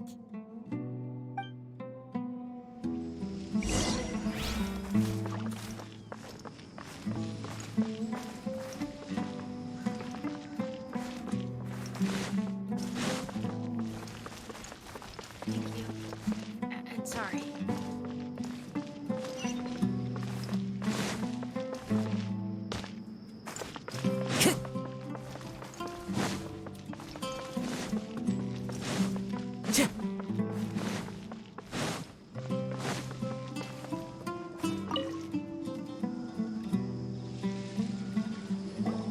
Miss Shawnee, as we discussed earlier, I've brought someone with me.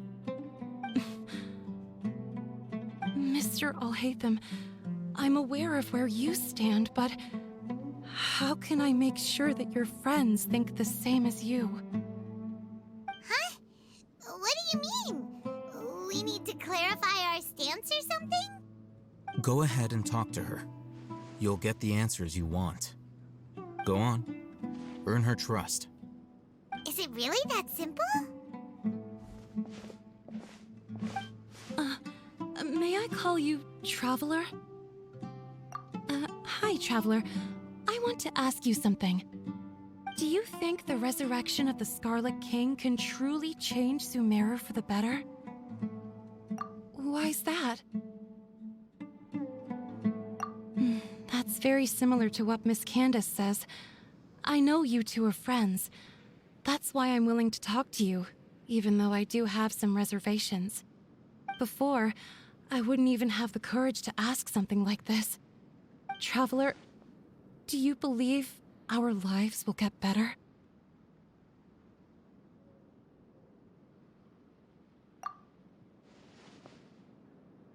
Yeah!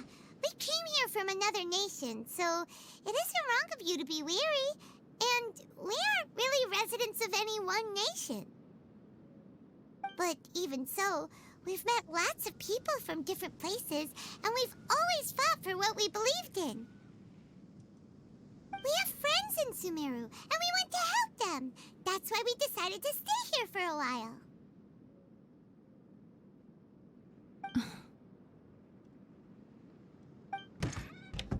I want to trust you. My apologies for posing my questions like that. To be honest, I didn't expect you to come back for more information.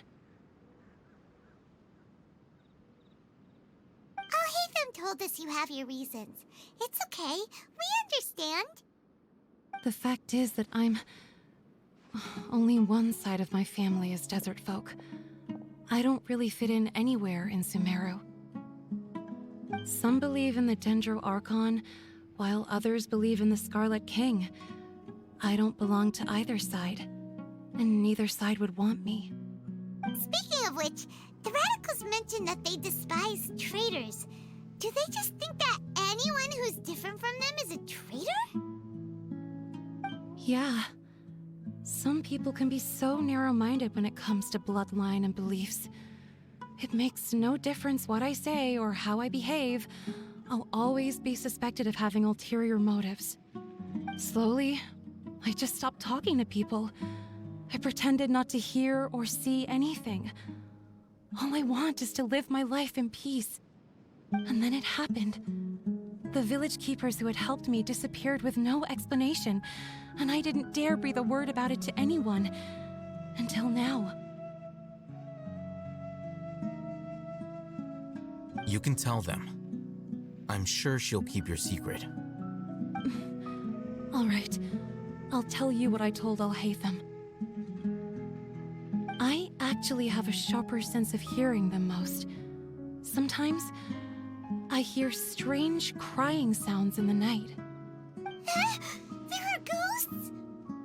Perhaps. I'm not sure. It's faint, but it's definitely the sound of crying. It comes from far away in the distance, and always carries very raw emotion. It used to be louder and more frequent, but ever since you arrived in the village, it doesn't seem to happen as often, and when it does, it's much quieter. I have to focus really hard to make it out. I confirmed this with the guards on night duty. They also have someone with a good ear, and he's heard similar sounds at night. But because we're in the middle of a desert, he would rather believe that they are the cries of beasts than ghosts. There's really nothing around these parts, except for an old hospital not far from the village. I think they used to use it for treating Elazar, but it's been abandoned for years.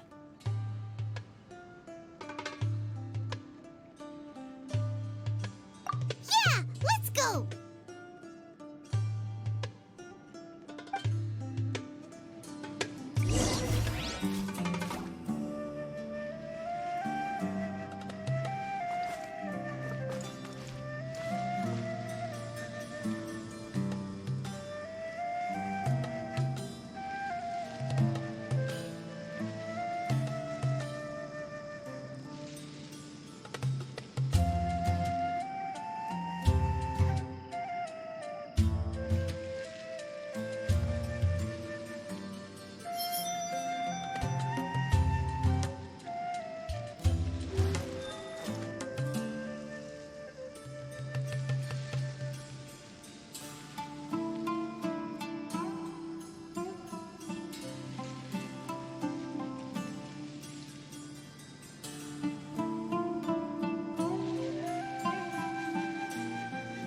Wherever in this world I roam, I carry memories of my home.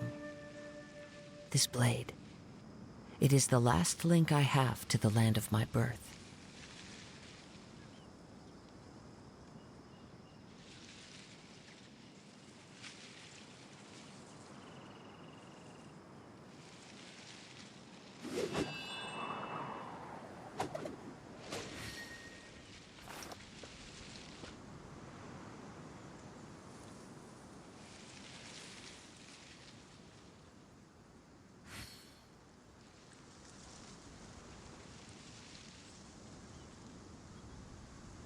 There are leaves around, and I know just the tune to accompany them, if you wish to hear it.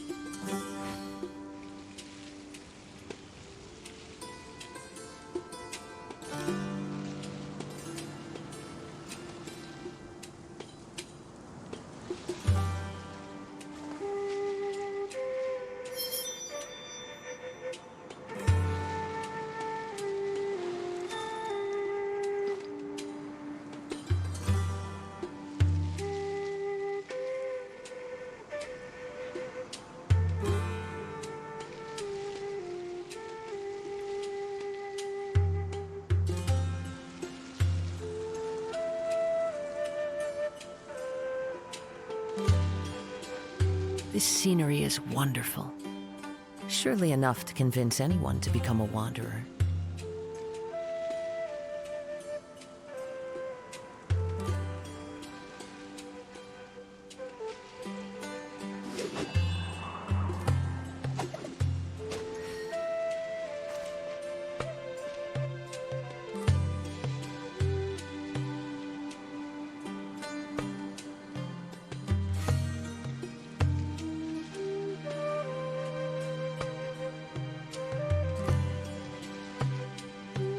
Wherever in this world I roam, I carry memories of my home.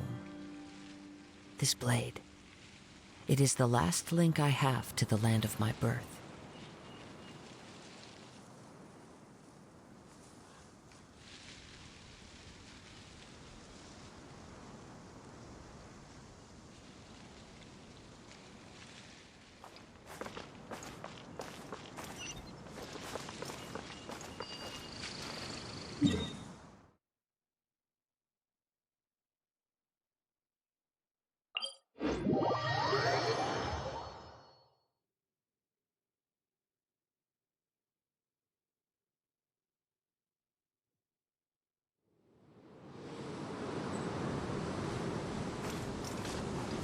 Yes, yes, yes, yes. Yes.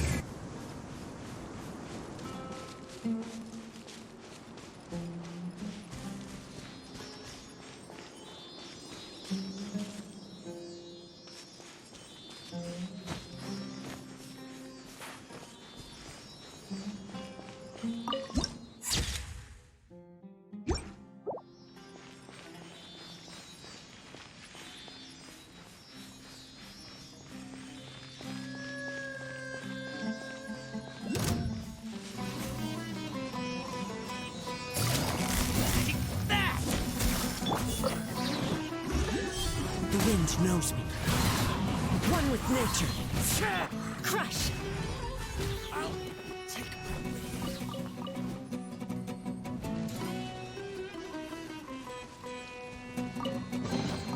I can put these...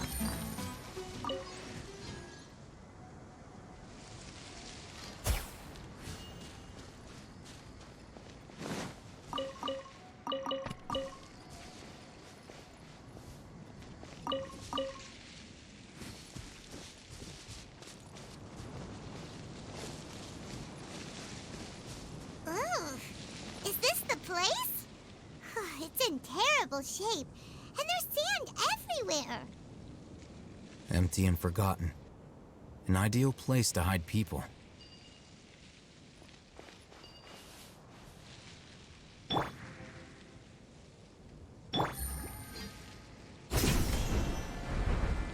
That's close enough. Quietly now. The wind knows me. One with nature. Come. Shudder!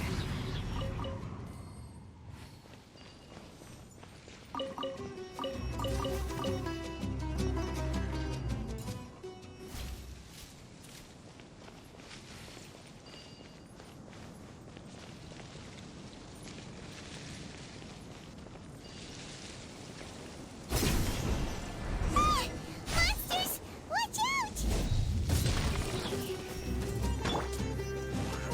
The wind knows me. One with nature. Fallen leaves, adorn my night! This is order.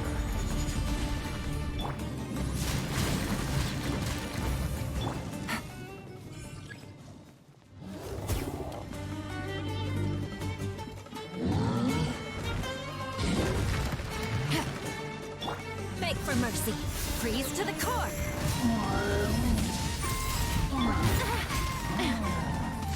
Gotcha. Here comes the catch. Chop.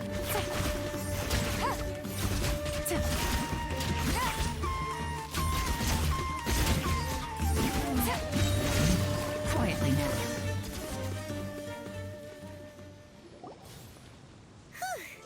They were easier to deal with than Paimon had expected. Super strong bandits? Or monsters taller than buildings dropping out of the sky? Or, something like that. He looks super serious. We gotta stay on our A game too. This is the one.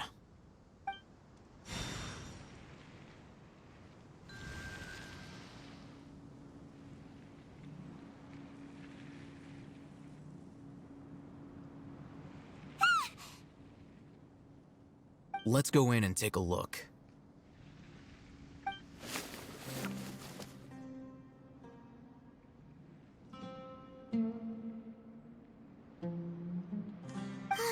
Hey, we haven't found squat. Are you sure we aren't wasting our time here? Patience. Shawnee says she only hears the crying at night. We have time to burn. Until then, I'm taking a break. And just like that, he sits down. Wait, he even brought a book to read? What are you reading? Let Paimon see.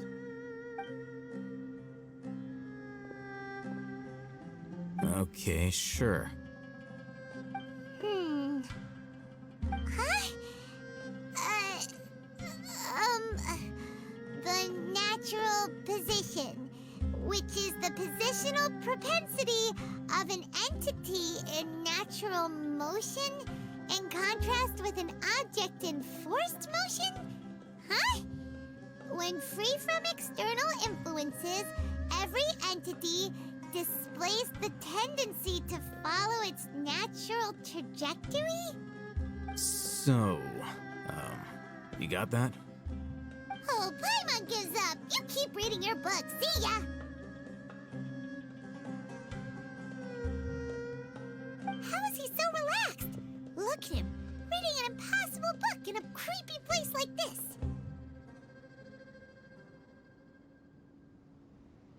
Hey! Paimon's your Tibet travel guide. Paimon knows plenty of useful stuff already. And anyway, is that Paimon's fault that the books people read in Sumeru are so complicated?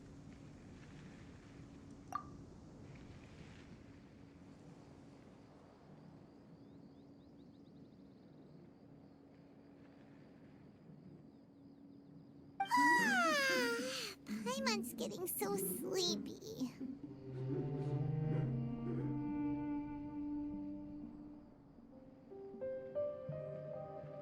Huh? What was that sound? There it is. It's coming from that direction.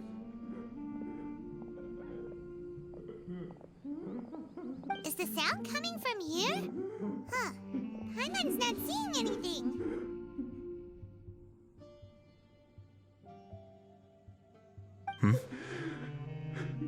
It's from below. But there's no way we can get down there. Something is off about the interior here.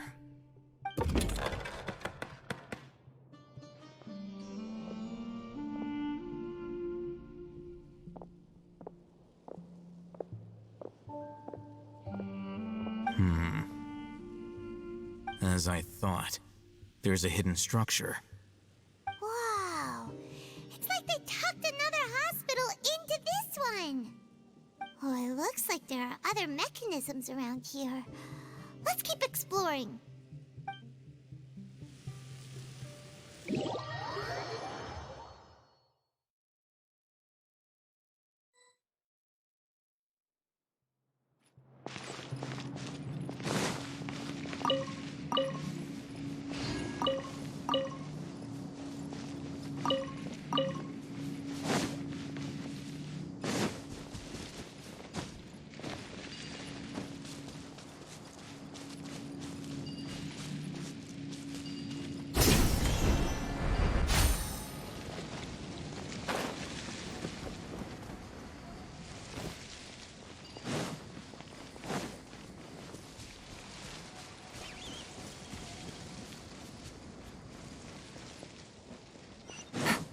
Take it easy.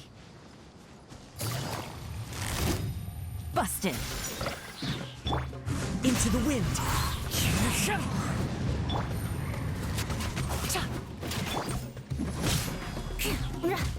I'll take my leave. Yeah.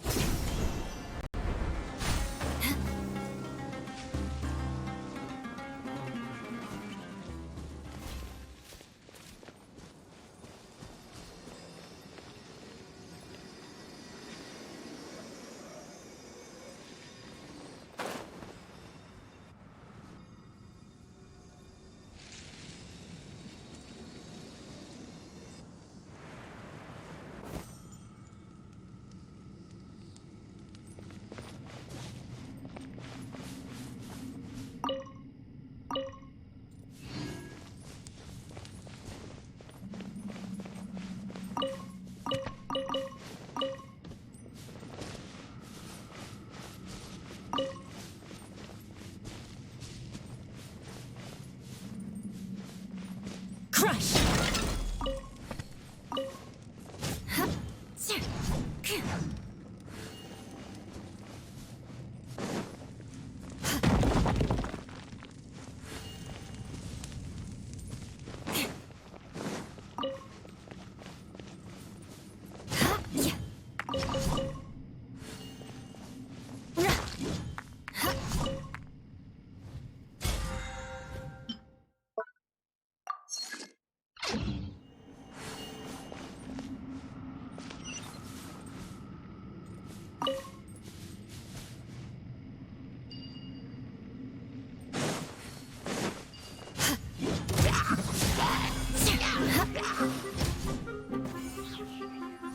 Time to scout. Shudder!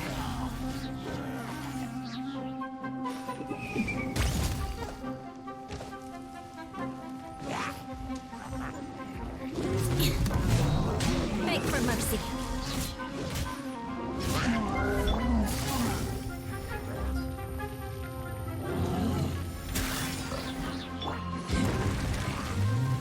Solidify! Order guide you. Rack and ruin. Flood of frost. Crush.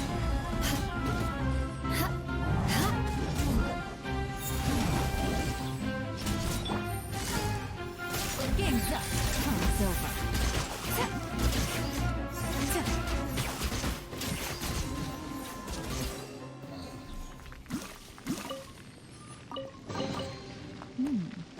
Easy money.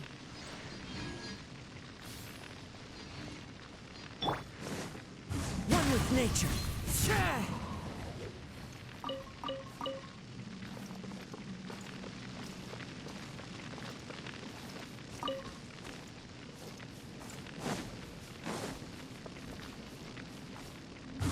wind knows me. Beg for mercy.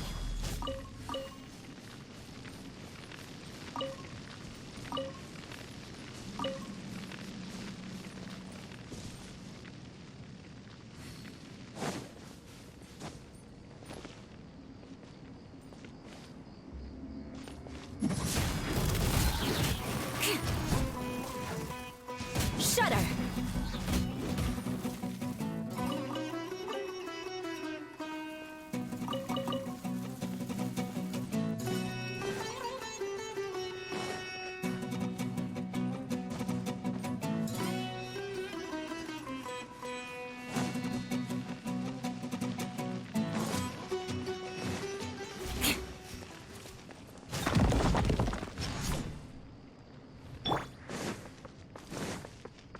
Into the wind. The wind knows me.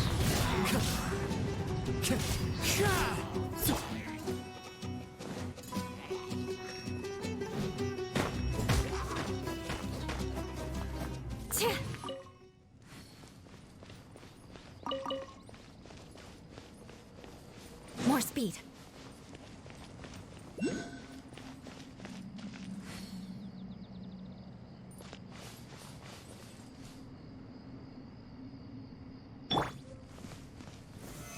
Stabilize. I will have order. One with nature. The wind knows me. Gotcha.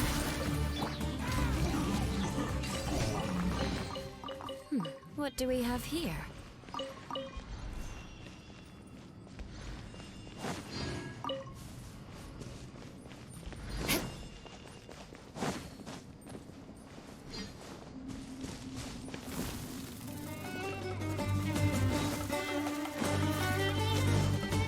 More speed. Yeah!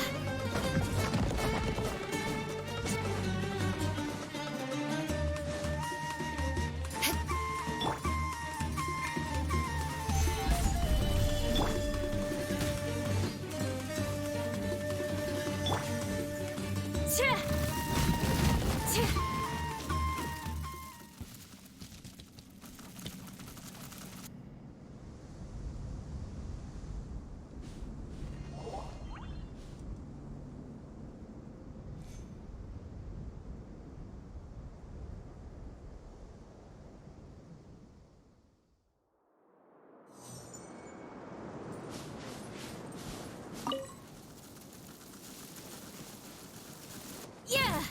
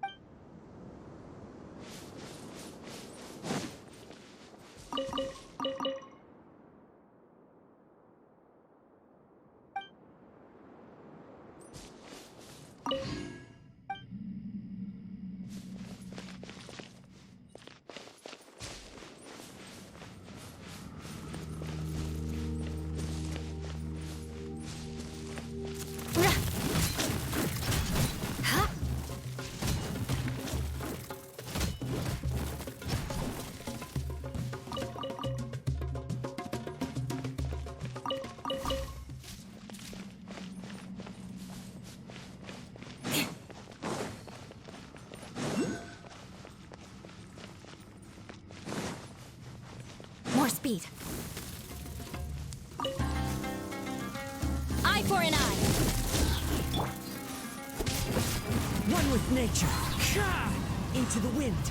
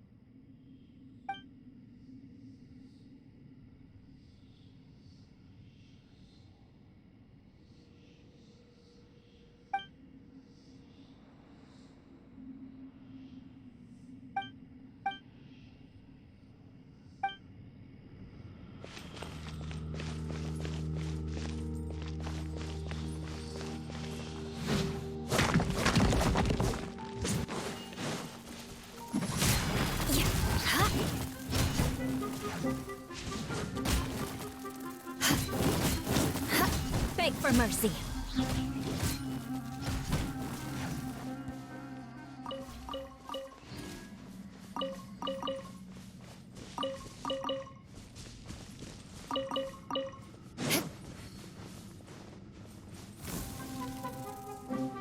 I condemn you!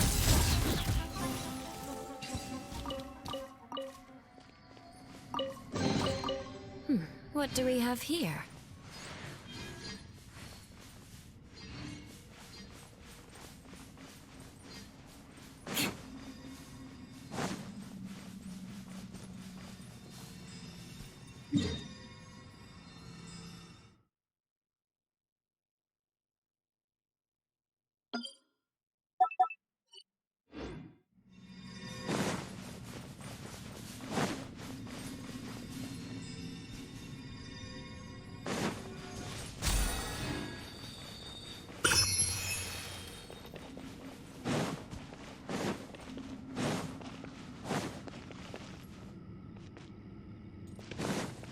More speed.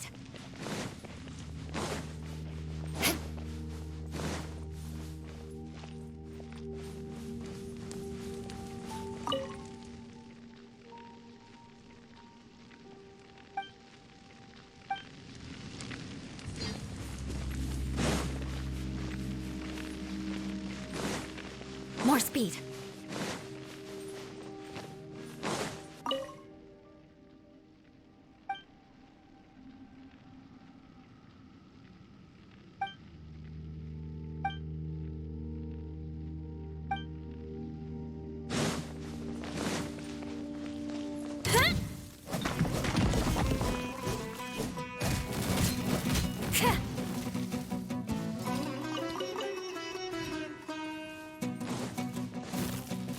Rack and ruin!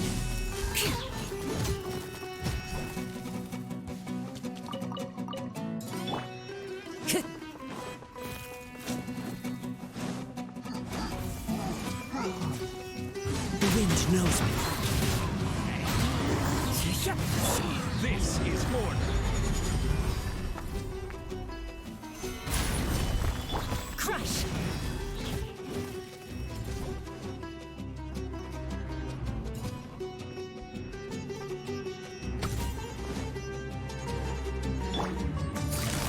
Quietly now.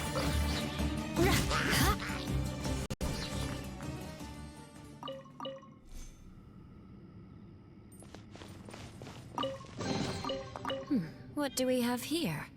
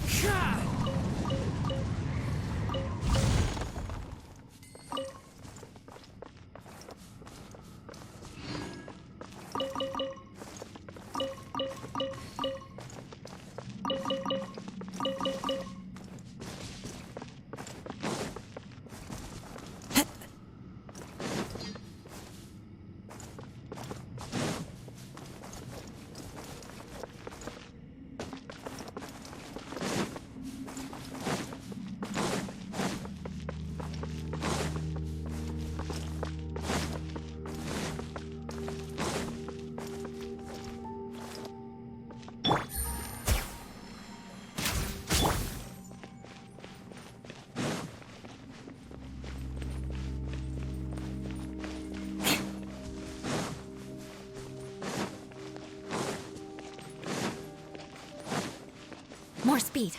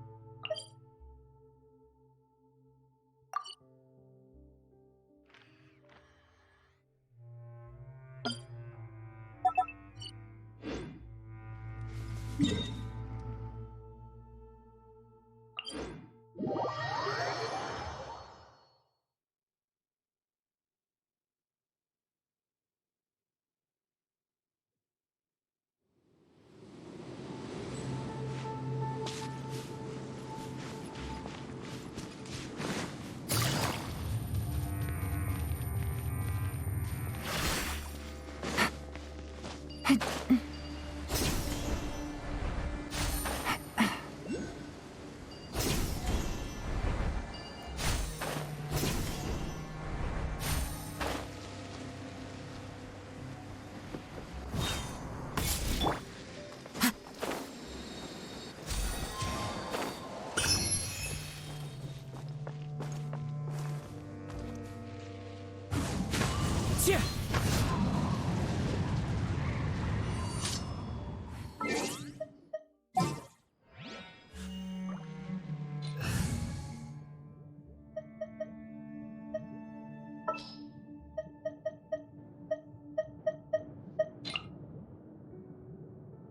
ensure your safety.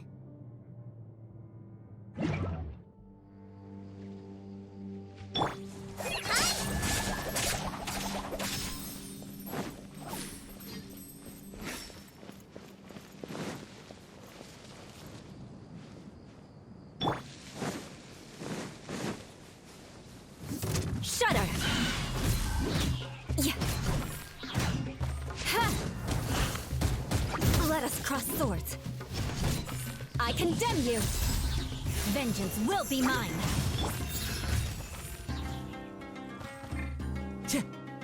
One with nature.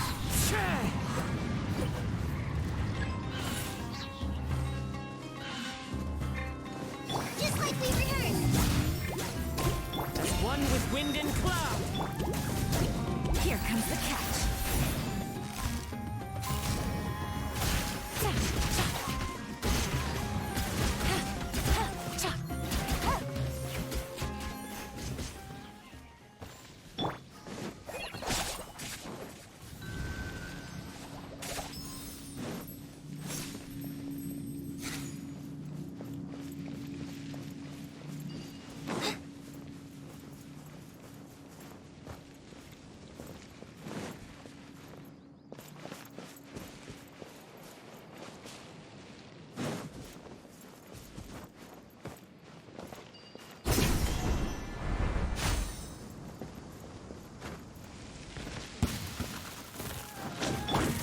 Into the wind.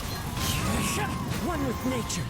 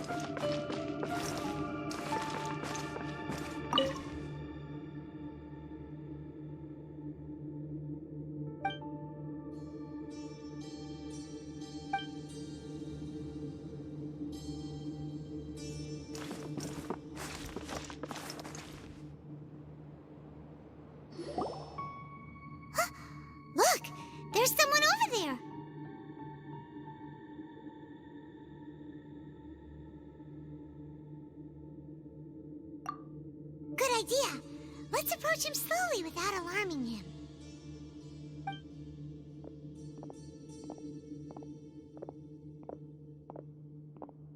Wait.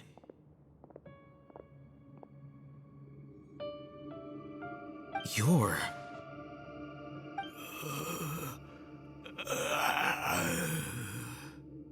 He can't speak, and his eyes are unfocused.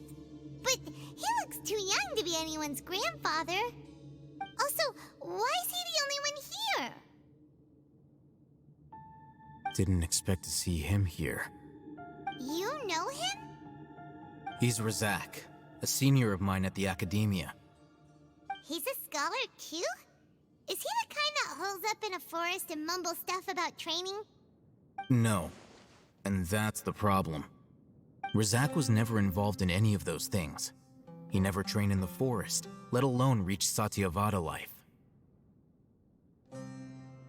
Leaving that question aside for the moment, him being here alone means that we might be too late.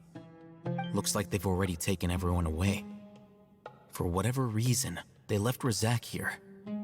Perhaps they simply didn't have time to come back for him. There are drag marks on the ground. They're clearer by the doorway. Someone was forcefully drawing a cart that was loaded with something heavy. Loaded with people? That is one possibility. It looks like they were in a hurry, as if they were afraid of being caught. In their haste, they failed to notice Razak hiding in a corner.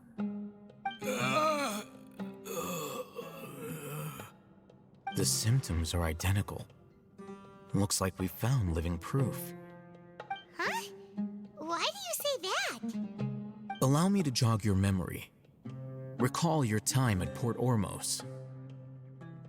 Don't you think his symptoms look familiar?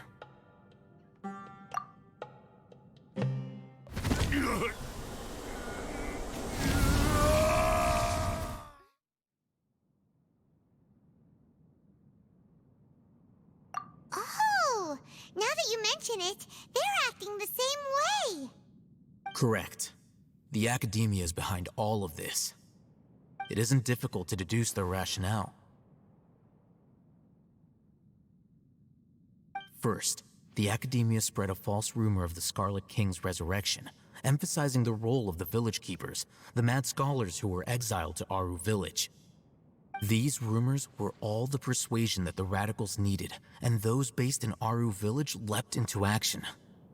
Unbeknownst to them, of course, through rounding up the scholars, they were actually helping the Academia. As well as being able to exploit the radicals for their own ends, this scheme has one further advantage to the Academia. All the risks and responsibilities are offloaded onto the Scarlet King's followers. Life for the desert dwellers has been brutal ever since the Scarlet King's death all those years ago. Beneath the surface, feelings of desperation are widespread. Many would give everything they have for the prospect of something better. Anyone looking to exploit that for their own ends simply needs to make a few empty promises. Even if complications arise, people will see that those involved are all followers of the Scarlet King and look for no further explanation than differences of belief.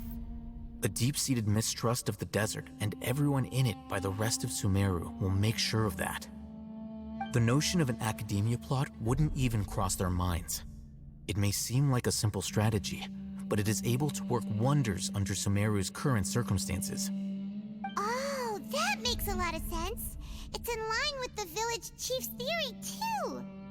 But there's still one very important question. Wasn't it the Academia that brought the scholars to Aru village in the first place? Why does it want them back now? Throughout this process, one thing has changed: the scholars' identity. First, they were scholars. Then, they became lunatics. After that, they were exiles. And finally, they become missing persons. An exile is still patently a living, breathing human being. But when someone becomes a missing person, that is brought into question. If you can't find someone, you have no way of knowing what exactly happened to them. That makes missing people an ideal resource. Resource? For what exactly? One possibility is that the information in their brains could be extracted into knowledge capsules. Extracted? You mean canned knowledge comes from people's brains? With the technology of the Sumeru Academia, it's entirely possible. Perhaps the process caused them great suffering, which is why they cry out in the dead of night when no one is watching them. So, the human brain...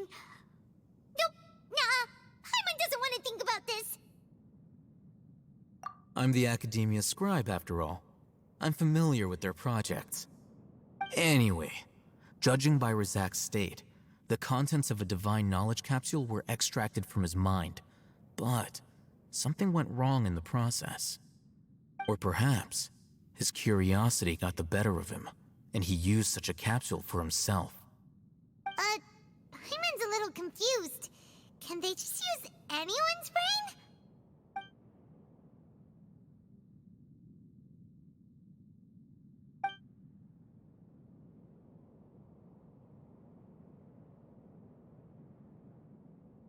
The look on your face tells me you've realized the answer.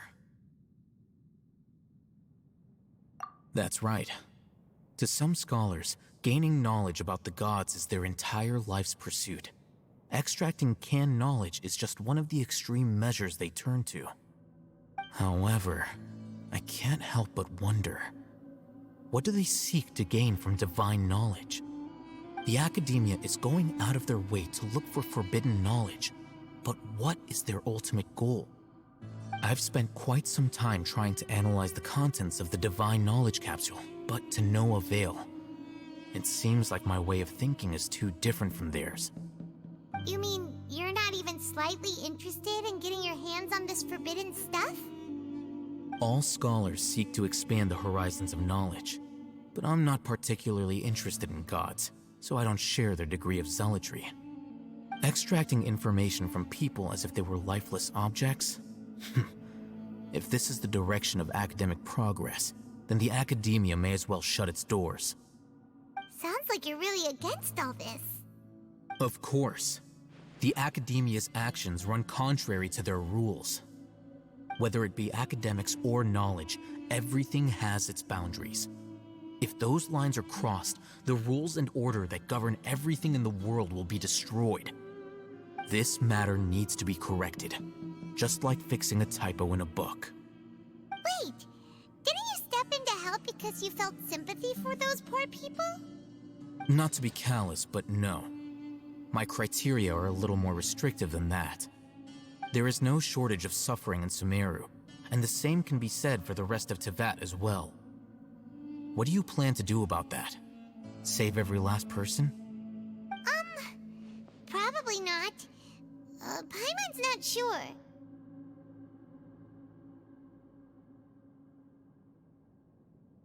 You can say that. Simply put, I don't blindly place my faith into strength or heroism. I do what I want. The divine knowledge capsule is something I want to investigate in full. That doesn't mean I'm willing to take action for the sake of a few strangers.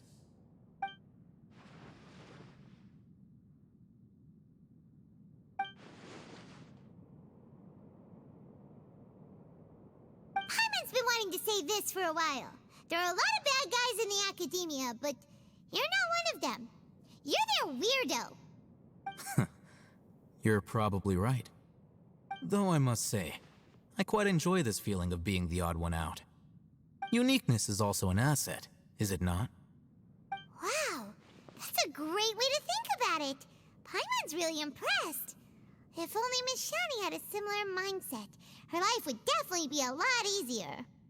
I'm just a more likable person than her in general. There's nothing more to it than that.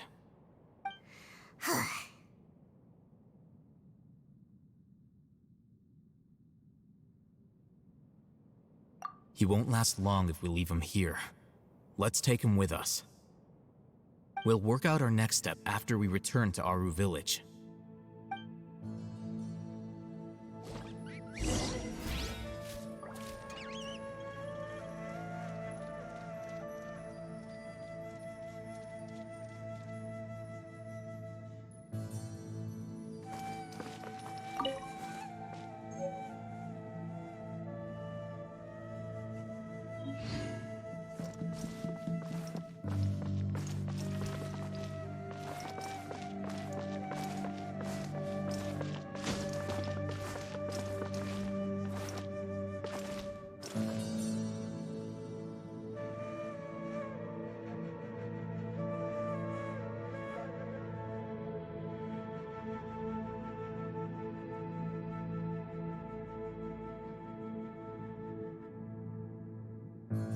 This scenery is wonderful.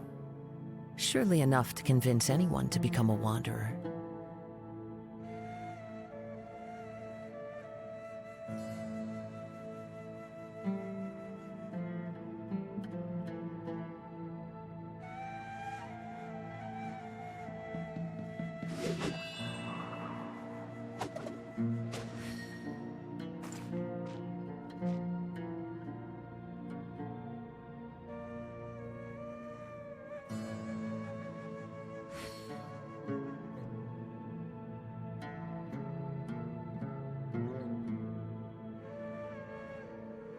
Wherever in this world I roam, I carry memories of my home. This blade, it is the last link I have to the land of my birth.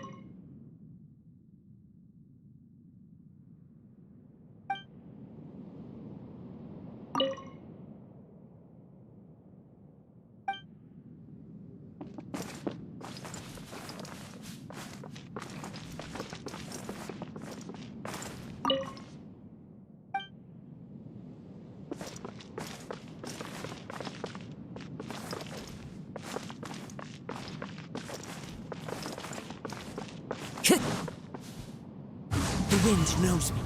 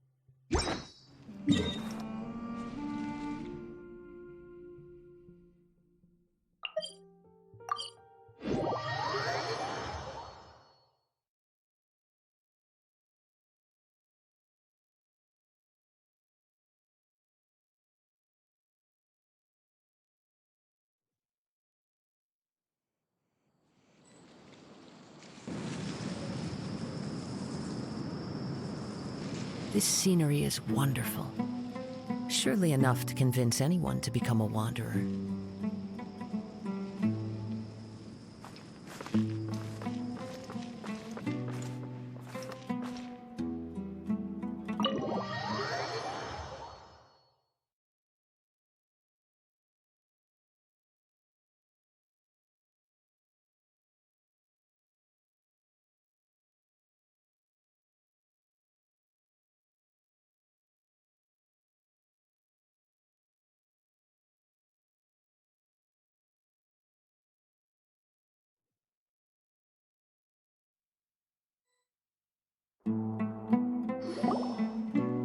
We're back! You must be tired. You should rest and take some water. What's the situation?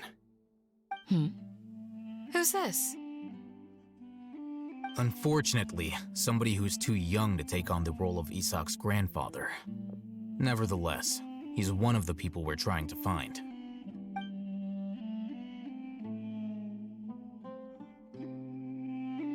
So, at one point in time, the abandoned Elazar hospital served as the Academia's site for extracting divine cant knowledge. Yep, pretty much. Their plan must have been implemented at some point before we arrived at Aru village, since divine cant knowledge has been in circulation for a while now. Yet, they fled once we were headed to the village, almost as if they knew we were on their trail. Why is that? Yeah, why is that? We may have a mole in our midst. One of us could be secretly revealing our whereabouts to the Academia. Huh? Are our friendships that shallow? Looks like none of you have realized wherein lies the issue. Sino, you're the reason why they can predict our movements. Wait, what's that supposed to mean? Choose your next words very carefully. It is simply a logical inference. I have my reasons. So what you're saying is, Sino's the mole. Interesting. And here I thought you were the most suspicious one, Alhaitham, since you were always acting alone. I know. You have a point, but I realized something as we were returning from the hospital. Sino isn't like any of us. What are you trying to say? Do you still remember who you are, General Mahamatra?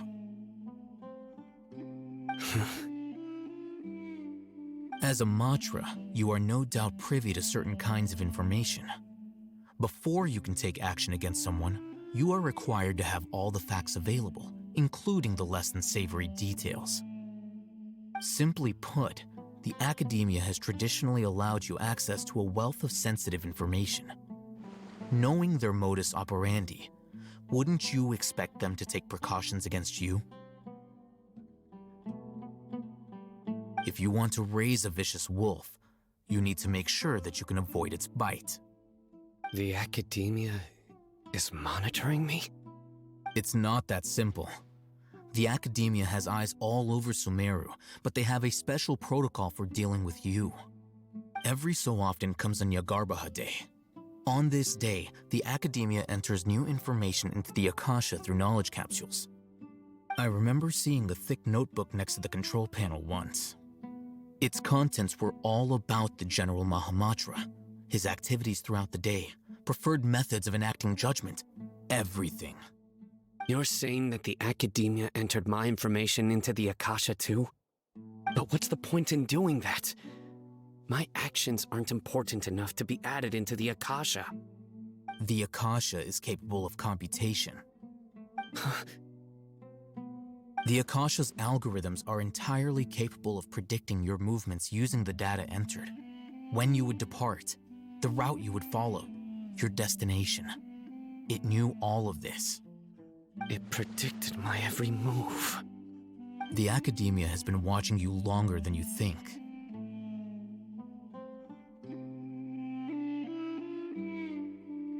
So that's how it is. Sino adheres to his principles so strongly that he's actually a thorn in their side. Tenacity of will and steadfast faith are worthless to the academia. They need scholars who are easily pliable and mindlessly go after anything they can profit from. Sino, don't take it to heart. This just proves how much of a trustworthy ally you are. They escaped because of me. Don't blame yourself. It's not like any of us would have known.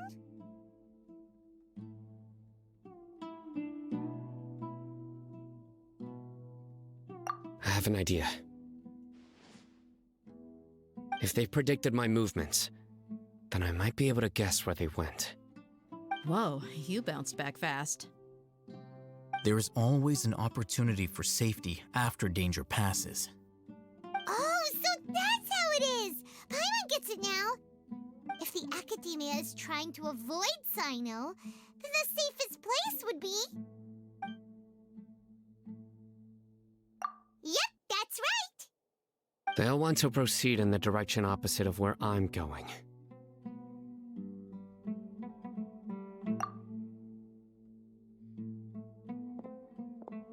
I must go. There's also something I want to investigate. Let's go, guys! After him! Please, wait! I want to go too! You want to go too? If so, you have to promise you'll stay safe. I want to find Grandpa. I promise I'll be careful and not cause any trouble. Everyone, I leave him in your hands.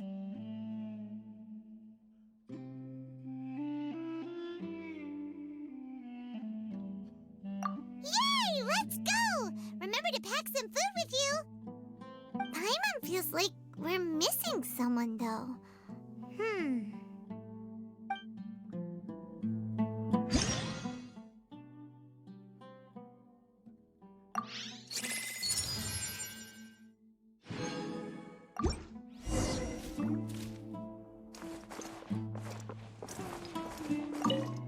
Please, stay safe.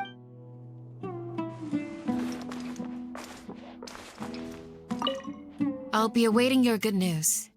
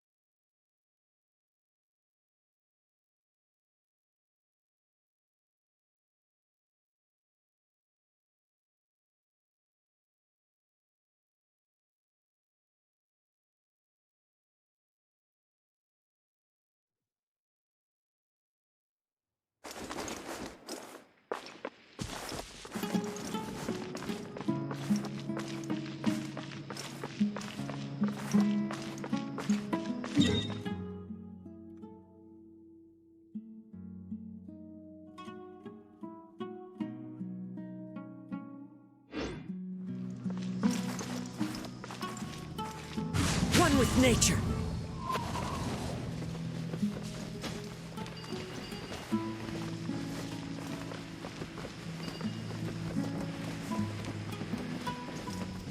Into the wind.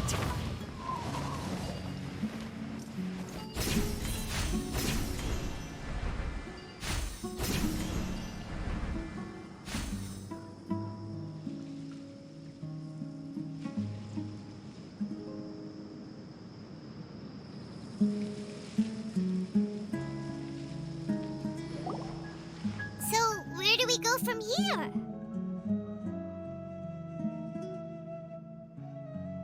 Yes. After leaving the village, we should head straight toward the desert.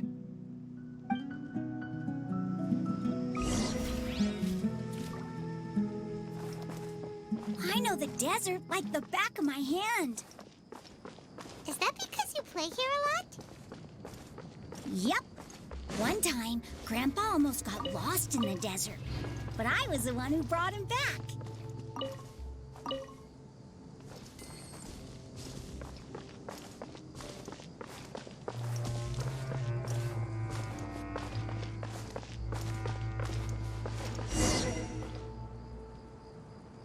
There's something here. What's this? It's buried in the sand. Looks like we'll need to roll up our sleeves and do some work. And Paimon thought running around everywhere was already enough work.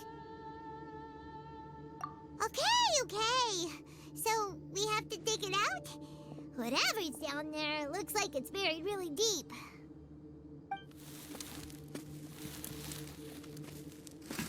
These are likely fragments of an Academia-developed device, something akin to a headset. Looks like there were more than one village keeper. They must have been escorted this way because there are device fragments scattered around here. Let's split up and search the area. Chances are that we'll find other things nearby.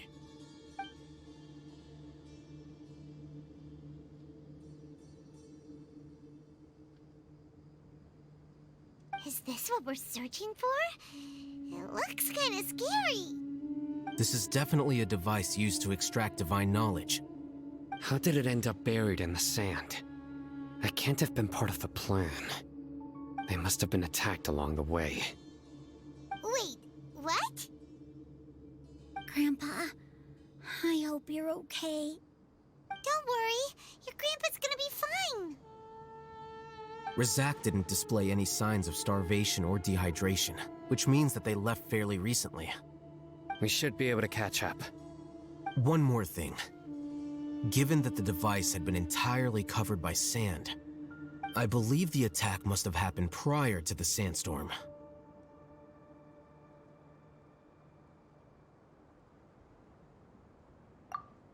Let's keep going. They can't have gone far.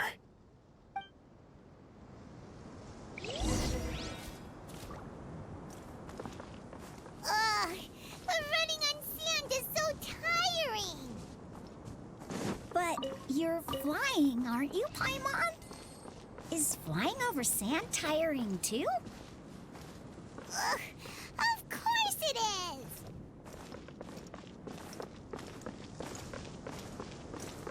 is. Time to go.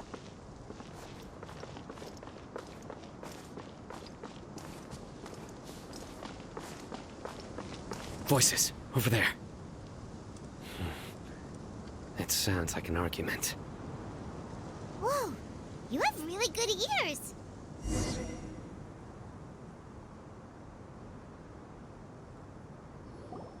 Don't get any closer. They'll notice us. Dia's talking with the Eremites? Very interesting. Let's listen in. If you had informed me sooner, there'd be plenty of room for us to... You're one of us. We would never lie. Scholars. You don't know as much as I do. Need me to... I knew it. That's our Dia. Dia? Why would you... Dia! Hey, what are you doing? Huh? Didn't you say you'd help me find Grandpa? Why are you on their side? Well, look who's here. Ain't that something? This complicates things. You've betrayed Aru village? So, this is the great General Mahamatra. Dear, you'd be better off as my assistant than hanging around with this motley crew. Seen for yourself. I have the means and methods, and my ideals are far more admirable than theirs. I'm not the type that's easily swayed, Raman. You of all people should know that. Wait, what's going on, Dia? Whose side are you on here? Shut it, Paimon. It doesn't matter. Whichever side you pick, nothing could deter us from the grand mission of resurrecting the Scarlet King. Once our Lord of Old returns to this land, we will have a new beginning. Face the facts, Raman. It's not gonna happen. You should understand that more than anyone. Have all your years as a merc taught you nothing about placing hopes in a ruler? I'm a desert dweller and a proud follower of the Scarlet King. Whether I live by the edge of the sword or in peaceful comfort, my soul will always carry this conviction. It's not too late yet. The village keep... Mad scholars aren't gonna bring the Scarlet King back to life. You don't understand, my dear lady. Pursuing our faith is our purpose in life. Even if the chance of success is 1 in a million, we must be willing to give everything we have. Even if it'll expose you to the academia? Even if they end up disbanding the Eremites? Your Eremites, which you've worked so hard for all these years? Yes. We've waited a long time for this day to come. The sun and the moon no longer shine here. All you see now is cracks in this desiccated land. But fate has finally dealt me a hand to play against the Academia. With these scholars in our custody, we'll stomp the Academia's forces and fight our way beyond the wall of Samiel. Ridiculous. Think about it. The Academia controls the entirety of Sumeru. Your powers are negligible in comparison. If you still don't believe me, then try asking these 2 men. They're also against the Academia, but neither of them are as arrogant as you are. They look more like pawns of the Academia to me. Why would I listen to anything the people of Greater Lord Rukkhadevada have to say? Filthy traitors. Your god abandoned all honor and betrayed the Scarlet King. We desert dwellers will never trust the likes of you. It's impossible to communicate with someone so hostile. Perhaps we should. Do you really believe that by kidnapping the scholars, you'll be able to negotiate with the Academia? These people have no value as bargaining chips, but I could be persuaded to take their place as your next hostage. These scholars were exiled from the Academia. I, on the other hand, am their current scribe, and will be a much greater asset to you. Wait, you can't be serious. So, you want to trade places with the hostages, do you? Precisely. Any wise person would gladly accept my offer. What are you thinking? What if they decide to kill you instead? Well, that would be bad luck for me. However, I'd get the chance to observe the scholars, perhaps even find out the truth. Think you can talk me over with that confident look of yours? I'm not trying to persuade you. I'm using this as a means of joining forces against the Academia. You are the scribe. What do you have against the Academia? Not all desert dwellers believe in the Scarlet King, and the same applies to the Academia. Why must all knowledge seekers approve of the Academia's way of doing things?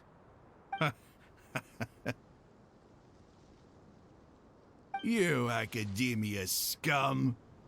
Every last one of you is nothing but a hypocrite, just like everyone else on the other side of that wall. I've made myself clear enough. I won't listen to another word from the Dendro Archon's people. Not so fast. I'll hate them. Do you stand by everything you just said? I never make empty promises. You know you're making a dangerous decision, right? I do. Good. Raman, hear me out. These people are my friends. Maybe you can't take the followers of the Dendro Archon at their word, but what about me? Do you trust me? We've known each other for years. Of course I do. In that case, I'm willing to vouch for their honesty with my right arm. Come on, Raman, don't be a coward. If you're serious about taking on the Academia, you need to steel yourself. You can't be afraid. An arm from the Flame Mane. You've piqued my interest. But what if you refuse to oblige? What should I do then? No one's a fool here, Dia. We're mercs. And mercs don't tend to live long unless they have their wits about them. You're not wrong, but this is different. I promised my friends that we'd bring back the village keepers together. Let's do it right here then. Give me your right arm as proof of your resolve. Don't listen to him! He's not even trying to negotiate negotiate. He just wants to make things more difficult. That's fine. Are you crazy? We came here to save lives. One arm for that many people is still a pretty good deal, if you ask me. Ramon, I'm holding up my end of the deal here. You'd better not let me down. Sure. Go ahead and cut off her right arm.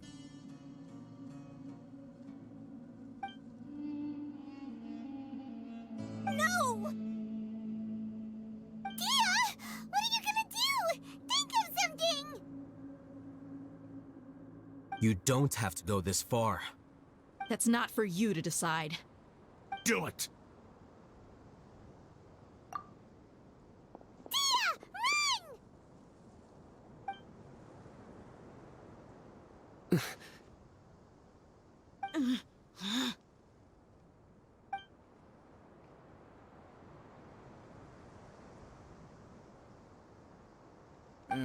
Stop!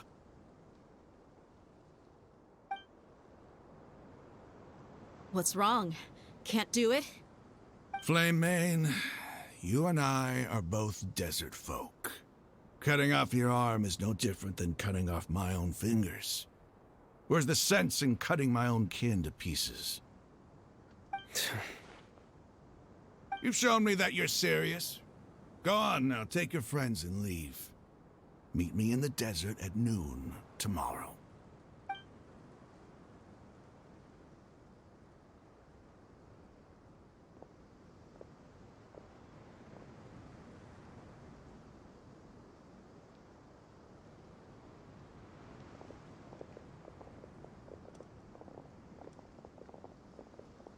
Phew. I was really counting on him not going through with it. Dia! That was crazy! Have you all lost your minds? What if he'd actually cut your arm off? Then I just have to hold my claymore with my left arm.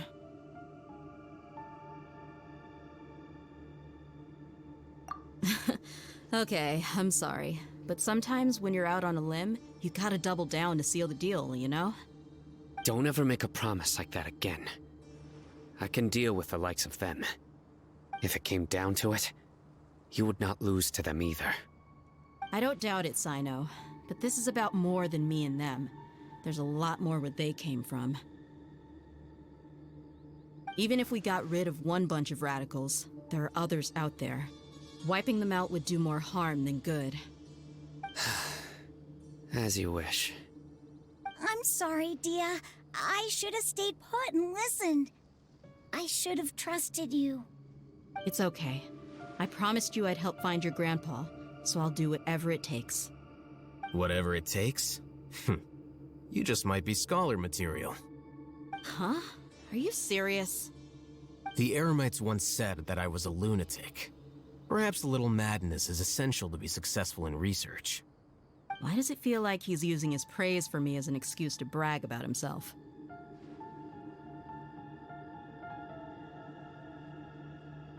Okay, let's get moving. We should head back to the village and rest up. Today was just a trial run. Noon tomorrow is gonna be the hard part.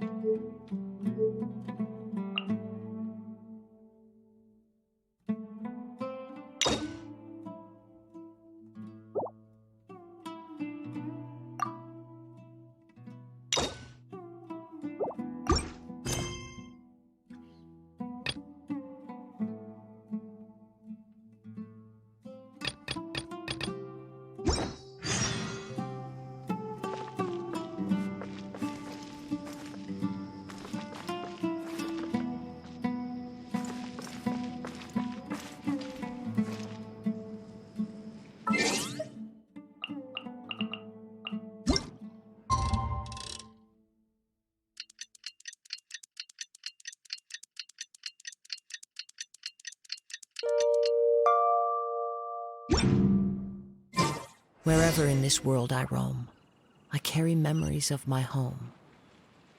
This blade, it is the last link I have to the land of my birth.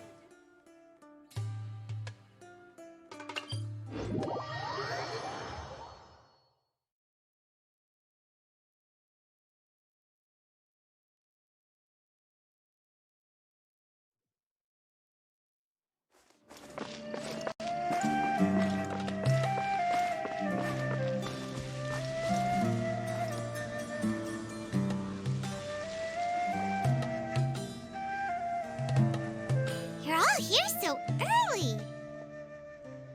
Looks like we have everyone here. Isak, are you sure you want to come with us?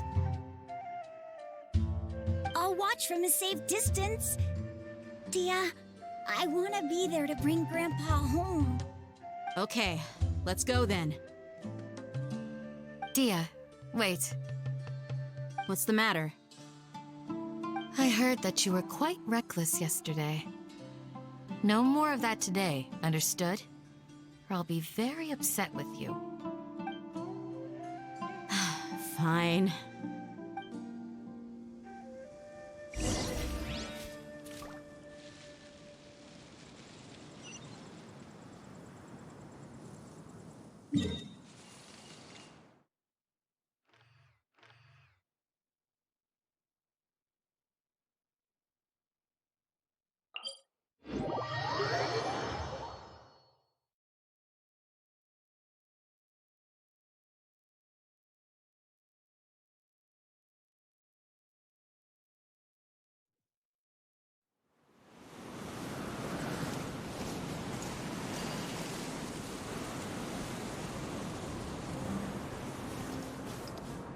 One with nature.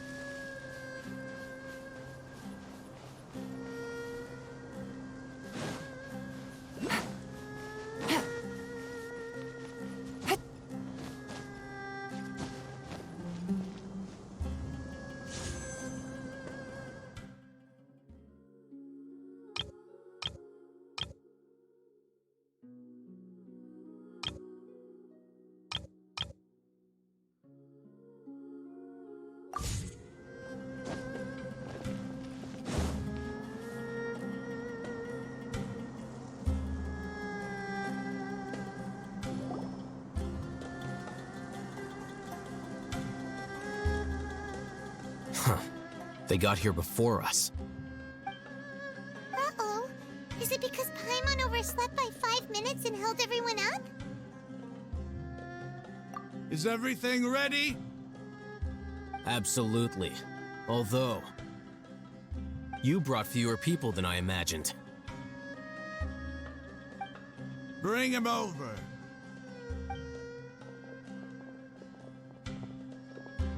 Grandpa! Why is there only one of them? Rahman, I've always thought of you as a man of his word. What's this about? It's a one-for-one exchange. Sounds fair, don't you think? And let me put it this way. Agreeing to any kind of deal with the Dendro Archon's people is already a huge compromise on my part. Don't you think you've asked enough?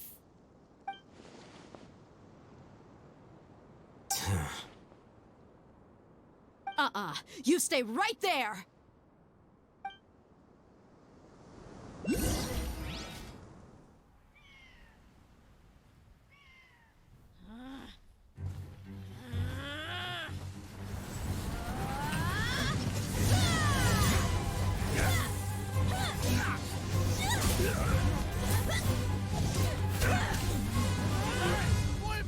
what do you think you're doing?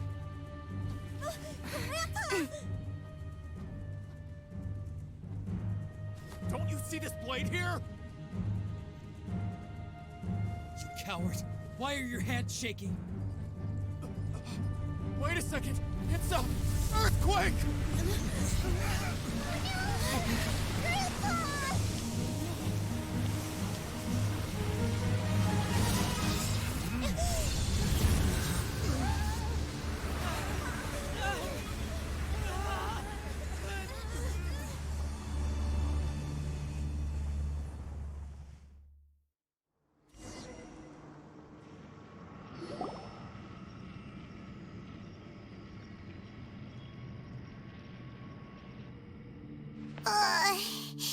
Paimon's dizzy.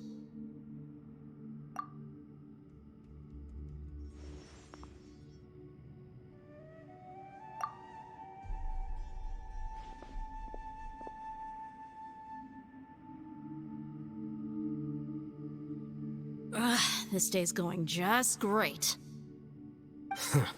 What a nuisance. The sand dune collapsed. I saw an energy field.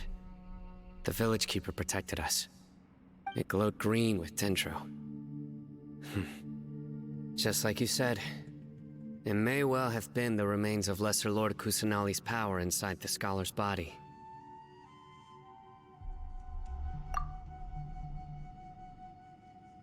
The dendro Archon. The present one. Grandpa? Grandpa? Oh no, he's getting confused again. Hey, look around you. Did there used to be a temple here?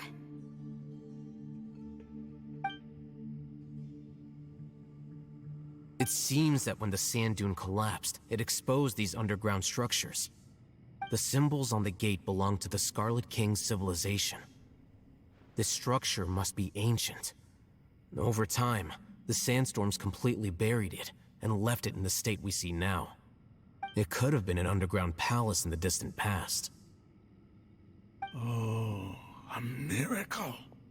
Praise the Scarlet King! What's he doing here? And his men too? They must have fallen down here with us. Pretty lucky if you ask me. Most of them seem in really bad shape. Except for him. He got off lightly. Mind your head. No, this isn't the time for conflict. Our exalted lord has shown us the way to his sacred palace. He's not actually gonna go in there, is he? As it happens, I want to take a look inside too. What are you doing? Don't you think it's curious? 1 minute, Lesser Lord Kusanali's power protects us from harm, and the next, remnants of the Scarlet King's civilization appear. 2 major deities are vying to showcase their power to us. It would be a shame not to witness them both. Paimon thought you weren't interested in gods. Indeed. In my view, gods are just a higher form of living being, or creature, you could say. New discoveries are always worth investigating. Whether they have anything to do with gods is neither here nor there. Raman, what are you gonna do about your men? I'll just let them lay here. The Scarlet King will take care of his people. Right now, I'm going inside.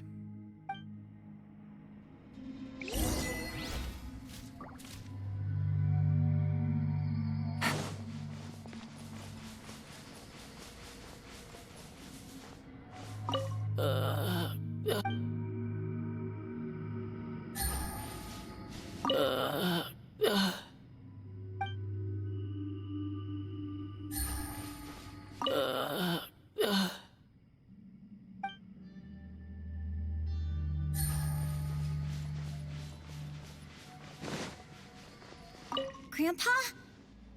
Grandpa? Oh no, he's getting confused again.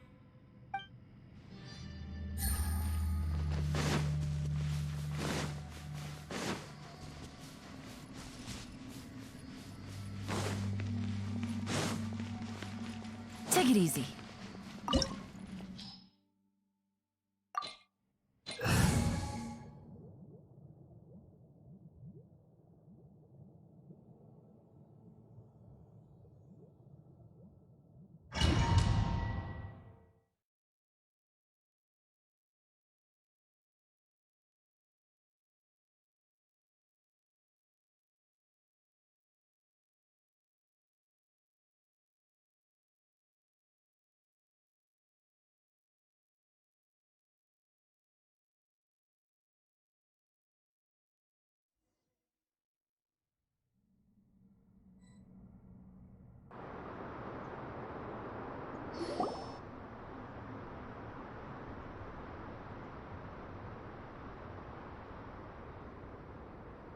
It's full of life here.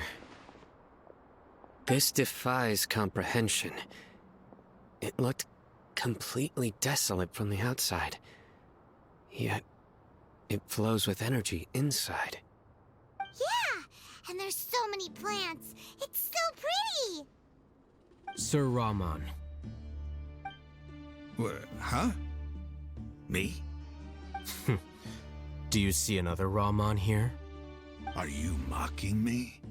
What do you mean, sir? Interpret it however you want, but there's something I'd like to draw your attention to.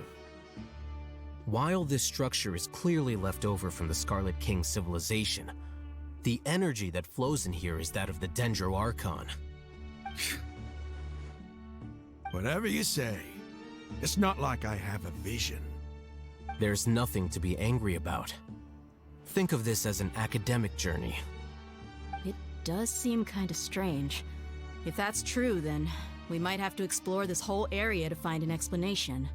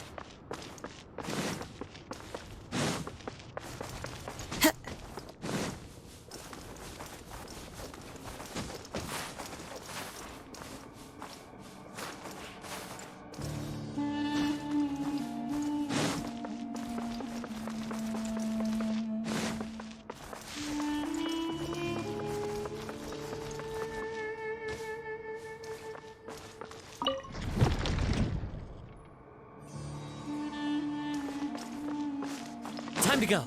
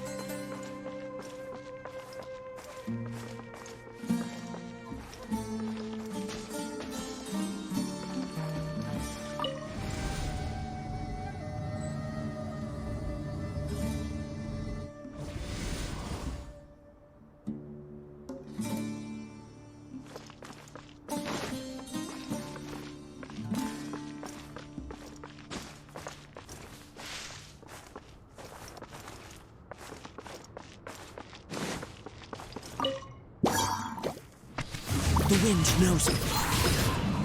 Into the wind. Beg for mercy.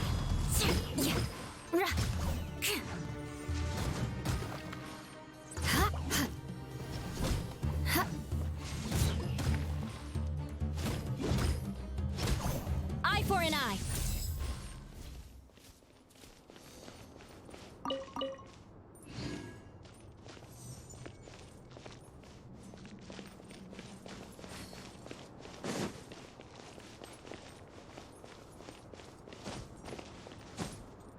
Time to scout.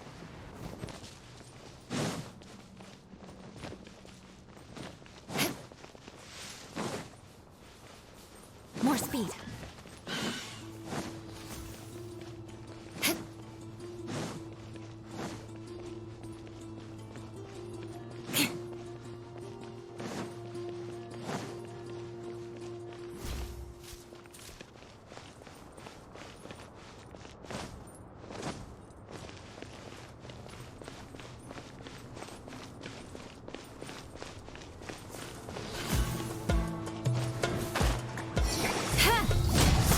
I condemn you!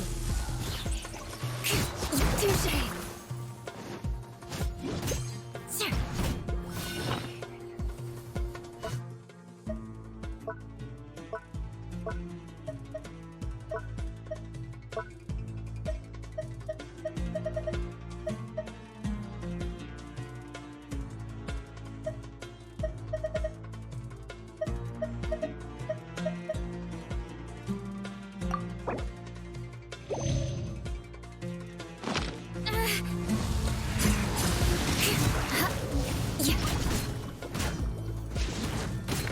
Crush!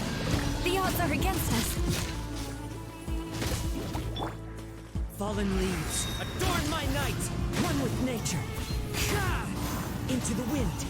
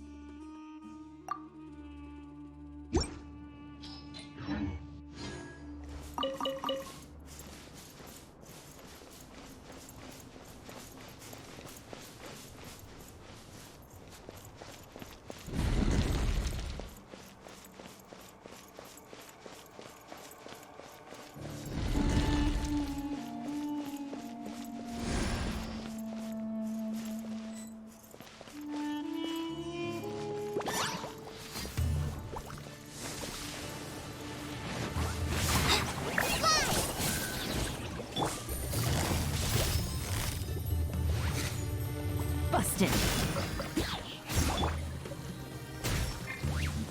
Right this off the side! Beg for mercy. Blood of frost.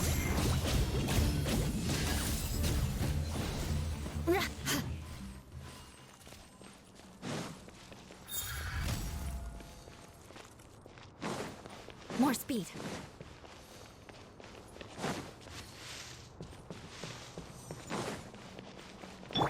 Time to go.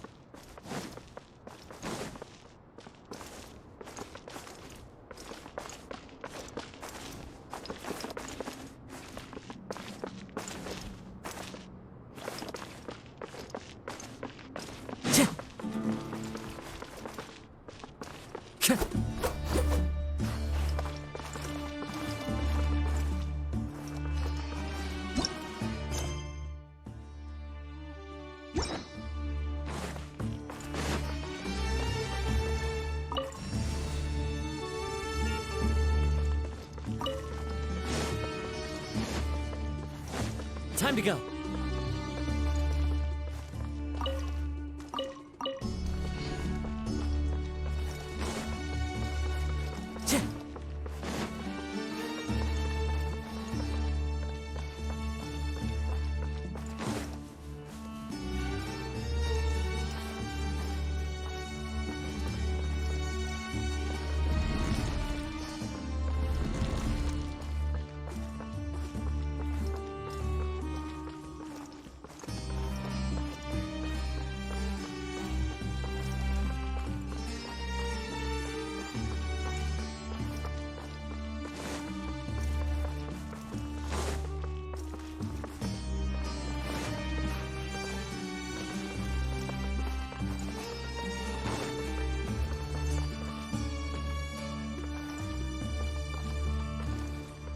The wind knows me.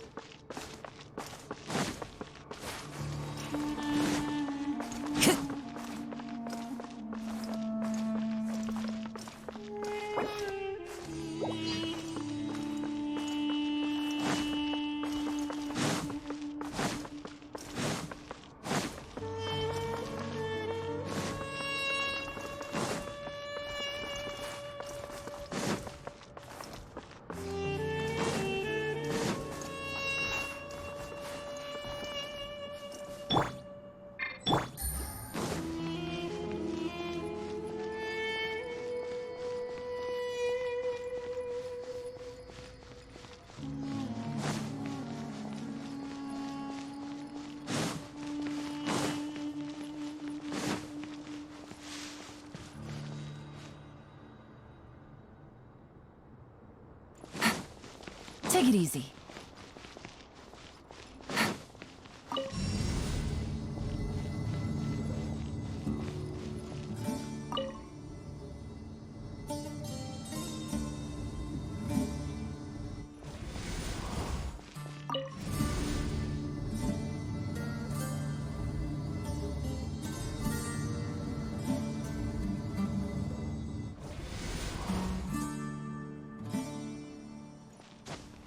Take it easy.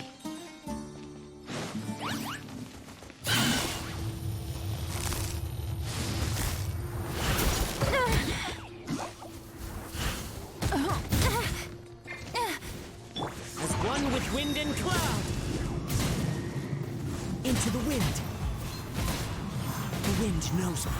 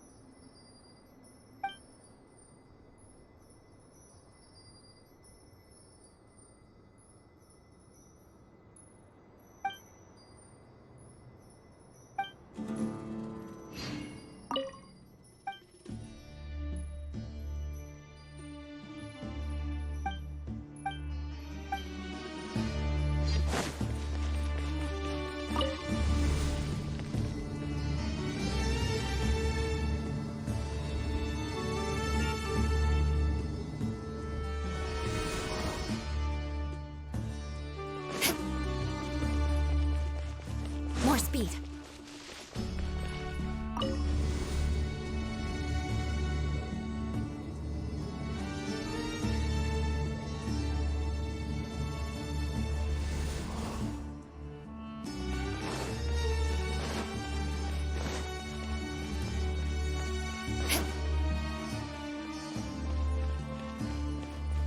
More speed.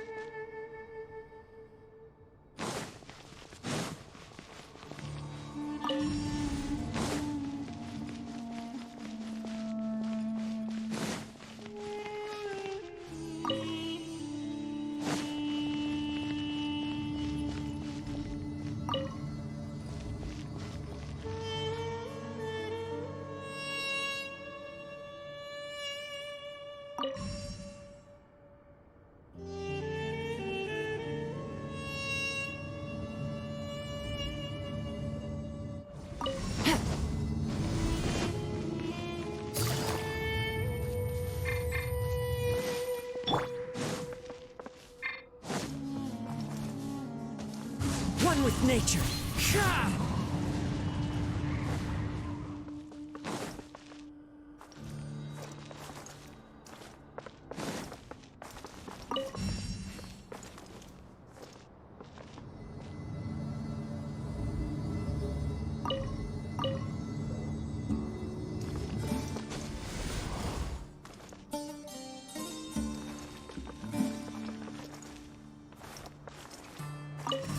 Into the wind.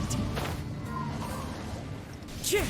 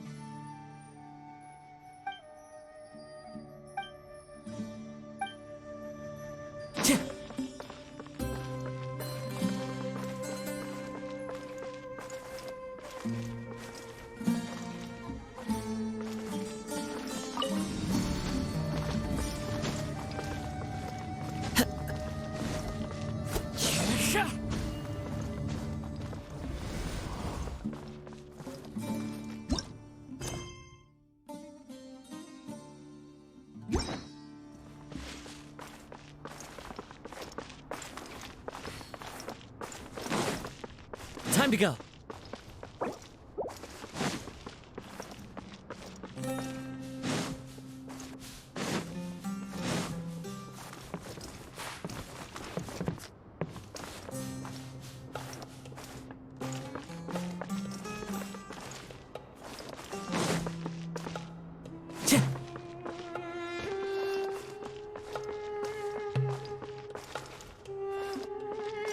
The wind knows me.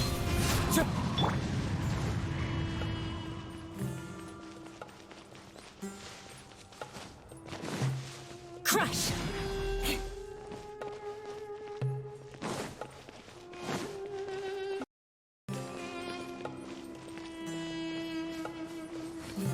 speed.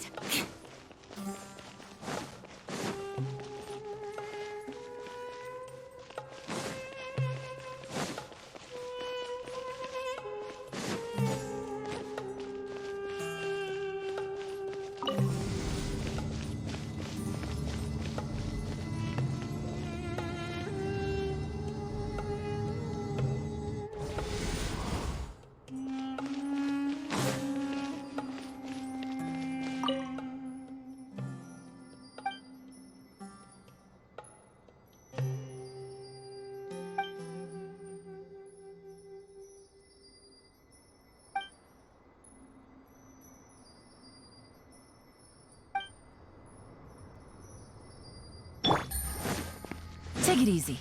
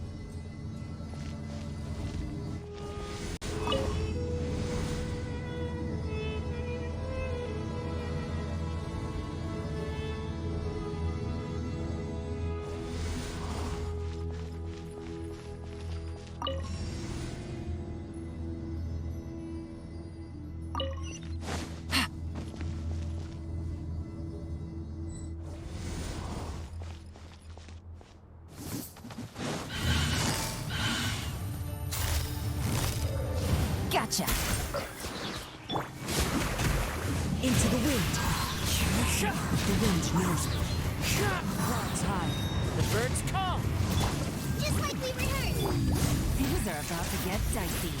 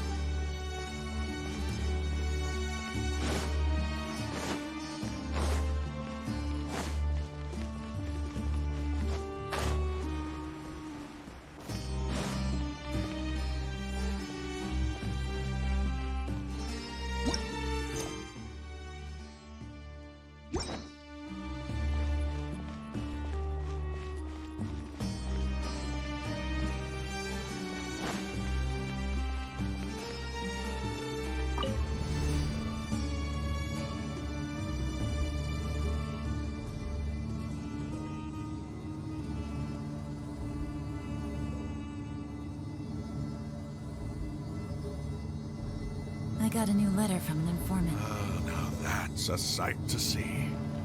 The Scarlet King's splendor surrounds us. There's so much vegetation here. It's different than what I expected. Sure are a lot lot of plants for a desert. That's what I call divine providence of the Scarlet King.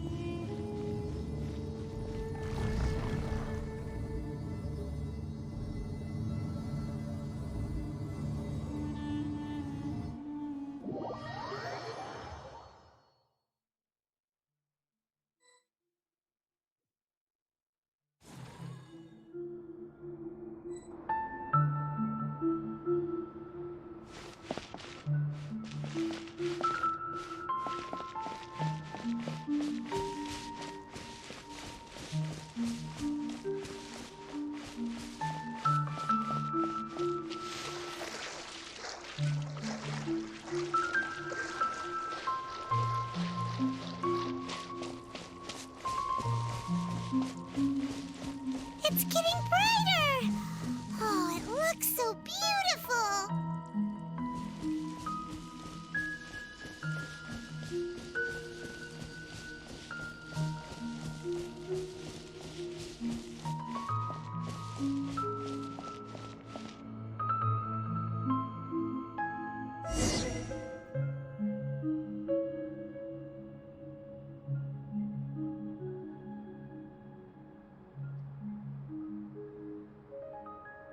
Wait.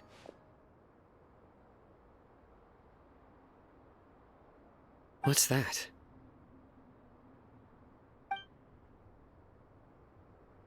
A load of flowers, and it looks like there's something among them.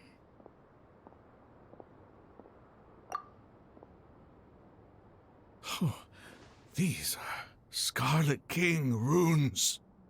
They left something behind. Yes. It's an elegy written in an ancient script. What does it say? Here lies our faithful priest Kasala. His wisdom is a miracle among the people, deserving of high praise and admiration. You can read ancient Scarlet King script? Of course. Every student needs to master at least 20 languages before they graduate. He's not serious, right? There's still something off about this place. The elemental energy here is too concentrated. The scent of life. Is it trying to tell us something? Is this it? Analyzing.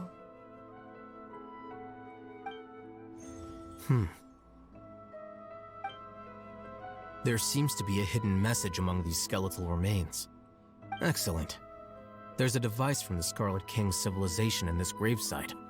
I'll transmit the information over and project it for everyone to see. Isn't sharing knowledge against the Academia's rules? Yes. However, under the circumstances, I'd prefer you to see this for yourself. You'll understand after watching it.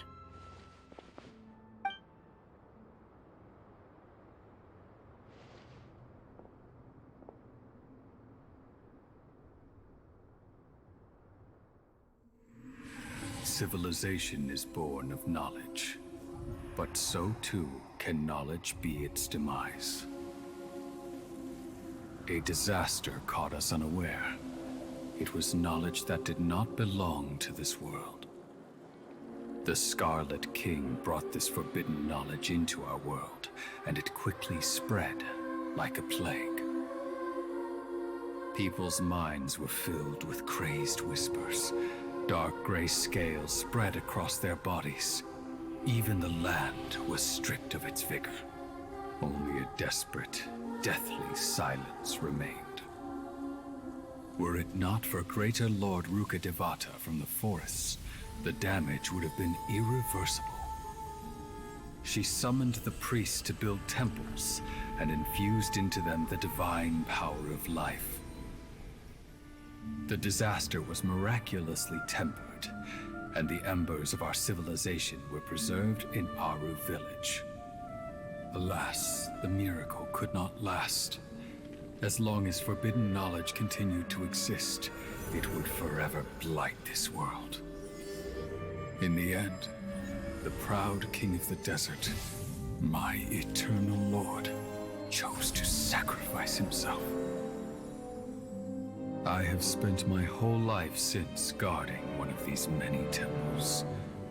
But now, my duty is coming to an end. As I close my eyes for the final time, the sight of that noble deity will appear in my vision once more. In helping the Scarlet King to eradicate forbidden knowledge, she exhausted her strength, and her form became that of a small child. How strange. Now that I think of her, I no longer have any fear of death, for I sense that the spirit of life will abide with me during my eternal sleep. Children of the desert, cling no longer to past grievances, but hold tight to the memory of this act of benevolence. What was that? The priest's memories. No, impossible. Greater Lord Rukkhadevata. So the former Dendro Archon and the Scarlet King were never enemies at all. But this doesn't make any sense. The Dendro Archon's followers, they're clearly... Was that the former Dendro Archon? He became so tiny in the end.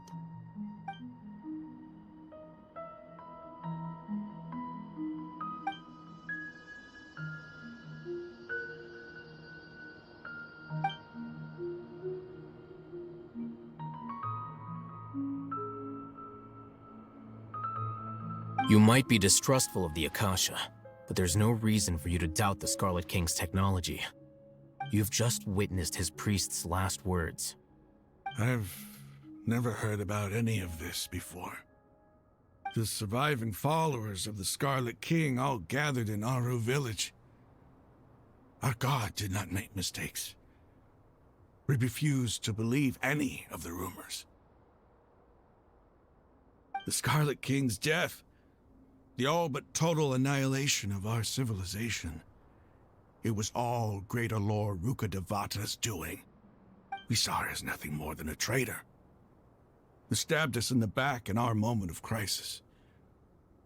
Just like us humans, fighting, feuding, double-crossing each other to survive in the desert. You were blinded by your prejudice.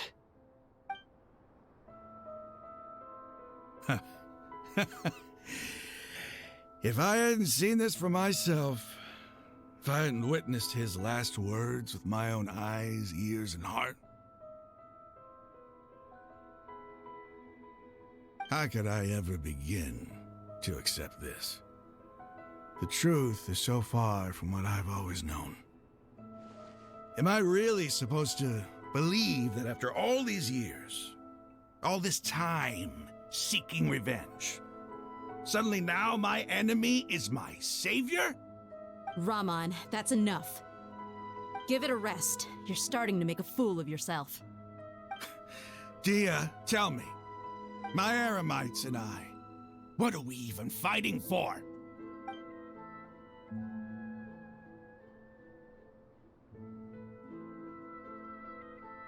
Hey, how you doing? I'll live. Thanks. I should probably go.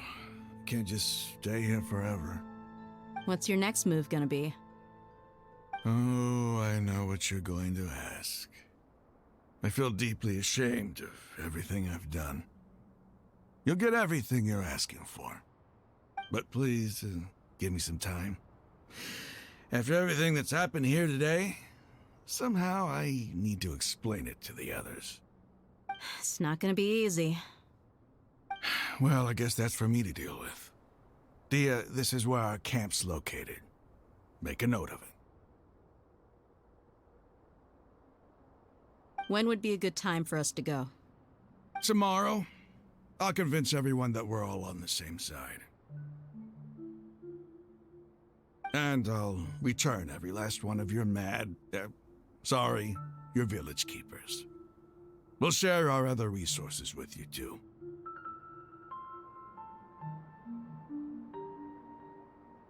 You seem to finally understand that our true enemy is the sages. Yes. The gods never gave up on anyone. It's the people responsible for all this that need to face the consequences of their actions. That must have been rough, but he seems to have figured things out now. Ramon's no fool. Being the leader of your own faction in the desert is no easy feat. It's too bad he was held back by his belief in the Scarlet King. But now that that's changed, I guess we have a few more people on our side.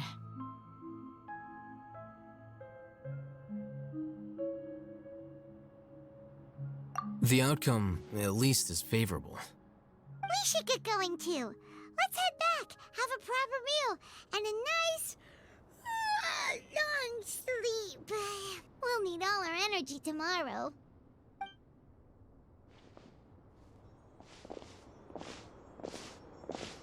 Sino, we're leaving! Stop yelling.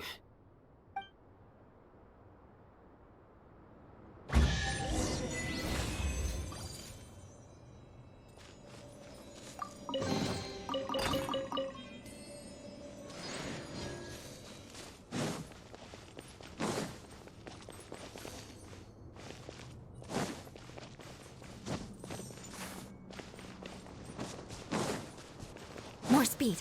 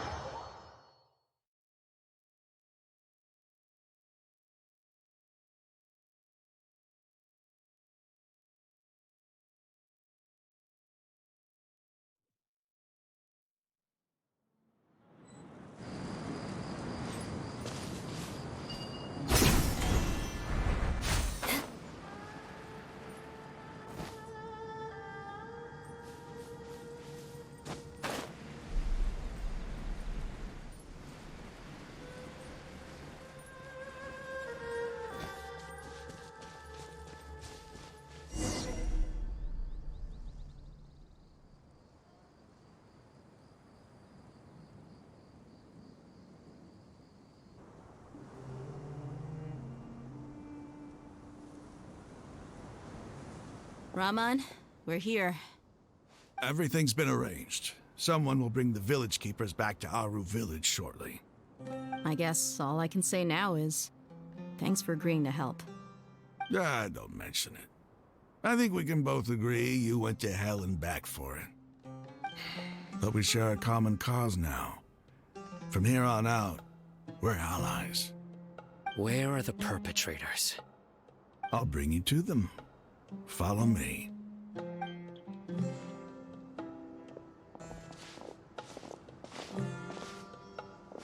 So these are the people who kidnapped the village keepers. Oh no, it's the scribe! There's no need to yell. No one can help you now. We've been all over the desert trying to find you! That's right.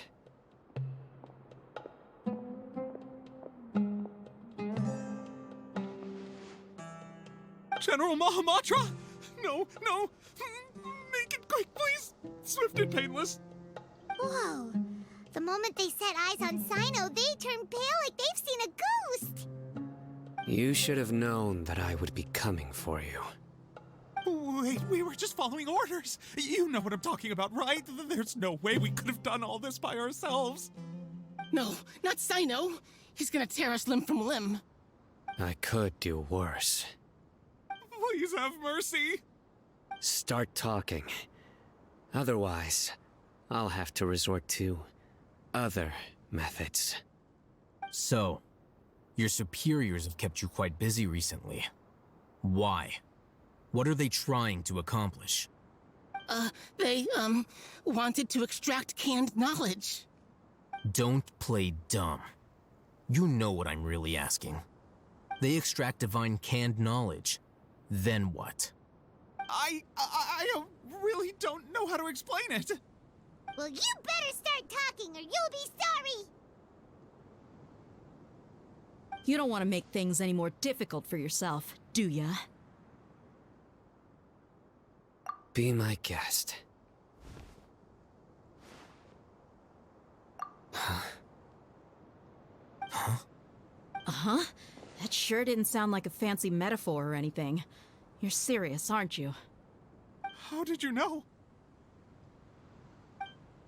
There's no use hiding it now.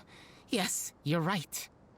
The Academia is working on an important and potentially world-changing project. They are creating a new god. A god that will belong to them and to the people of Sumeru. It may seem as if Sumeru's academics are thriving, but ever since the death of Greater Lord Rukkhadevata, scholarly breakthroughs have been few and far between. The withering of Irminsul has been getting worse recently. The sages have tried everything they could think of, but nothing's worked. I'm always hearing them say things like, if only Greater Lord Rukkhadevata was still with us. Continue. And then, someone from the Fatui showed up. They called him the Doctor. He brought a gnosis and said he wanted to borrow the Academia's research facilities. The Doctor was previously expelled from the Academia. At first, the sages looked down at him in disdain. But when he said those words, everyone's expression changed. He asked them, "Do you wish to create a god?" This is what the arrogant ignorance at the extreme end of academia looks like. First, the Academia spent a long time constructing a divine vessel, which was based on an exquisite humanoid puppet. After that, they harvested dreams via the Zeb-Zerus Festival Samsara, maximizing the Akasha's output. With the Doctor's help, and the Akasha now functioning at maximum efficiency, they were able to use it to extract the power from the Gnosis and convert it into a divine core. Next, they decided that their new god needed to possess divine wisdom. For that to happen, they needed a huge quantity of divine canned knowledge. It adds up. But how do you determine whether the knowledge extracted is of divine origin? Call it an educated guess? The Academia has been trying to figure out the exact source of the Scholar's madness for centuries, but to no avail. Nobody can explain the cause of this phenomenon. Surely you can see what that implies, Scribe Alhaitham. If it's knowledge no mortal can comprehend, then it must be something only gods are able to decipher. In other words, it's the source of the God of Wisdom's omniscience and omnipotence.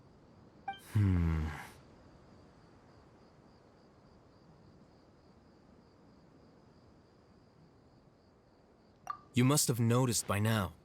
The Academia doesn't care about who their god is. It's the ability to exercise control over knowledge and wisdom that matters. It is as if they are cursed with a desire for omniscience and omnipotence that burns in their blood. Some organisms demonstrate phototaxis, and thus orient their entire lives in respect to sources of light. For the sages, their only source of hope is the existence of a deity who embodies the acme of wisdom. This is but a form of phototaxis. For many scholars, the absence of a god of wisdom means stumbling in the darkness for the duration of their lives. Then what does Lesser Lord Kusanali mean to you? Is she not a true god present in this world? If you already have a new god, why try to create another one? From the beginning, the Academia has never treated her as a god. When the Academia first discovered Lesser Lord Kusanali, the newborn god of wisdom, the sages hoped that she would be as wise as Greater Lord Rukkhadevata. But upon evaluation, they found that at the time she possessed no more intelligence than any ordinary human child. The sages never had a ruder awakening. This forced them to accept that Greater Lord Rukkhadevata had indeed passed away. Not to mention that Lesser Lord Kusanali's gnosis had been used to power the Akasha this entire time. By herself, she has neither an Archon's raw power, nor the spectacular insight expected of a god of wisdom. Slowly but surely, people began to forget about her existence. So, this is the path the sages have chosen.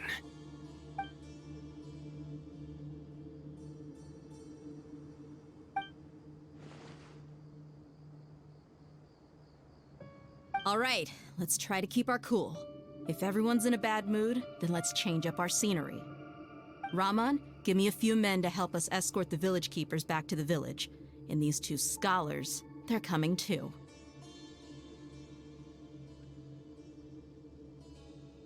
Sure, as you wish.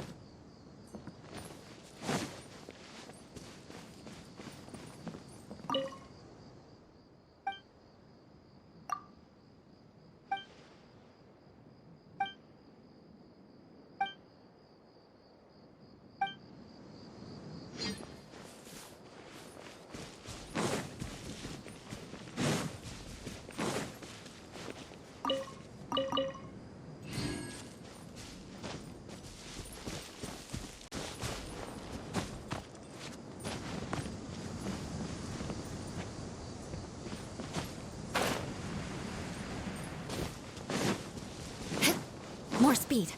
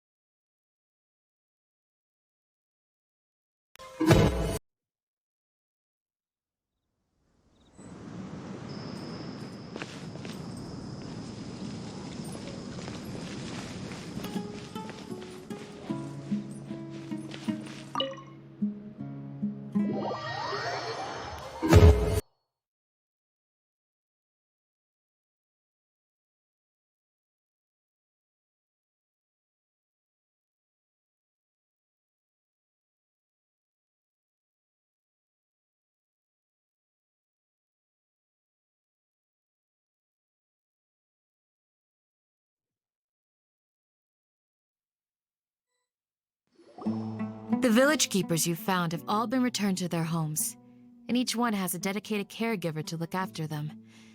The 2 new scholars are being kept under close supervision, too.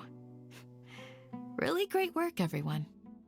The atmosphere is so heavy.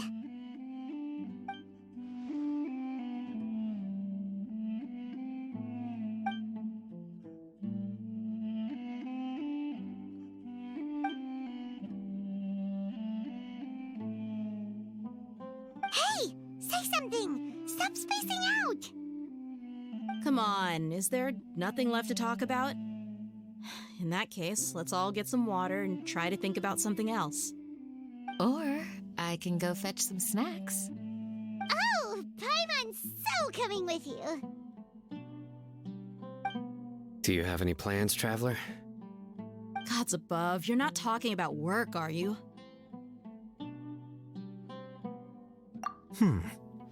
So you were still withholding some information?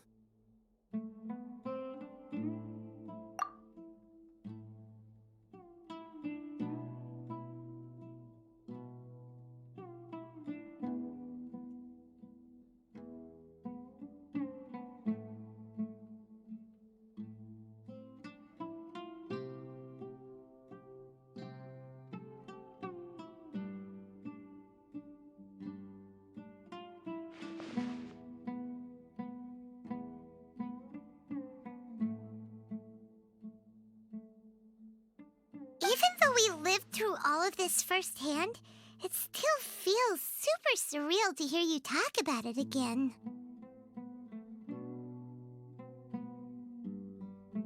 What a whirlwind of a story. I felt like I was holding my breath the whole time. It seems like there'll be more issues to face in the days ahead than I'd anticipated. Still, now's a good time to make our next move. Now that Ramon's joined us, we'll be an even stronger team. It's time to make a plan. Indeed. These events are a flagrant transgression of the rules in every sense. We cannot allow it to continue. So, everyone, are we on the same page? Crush the sages and rescue our god. That is our ultimate goal.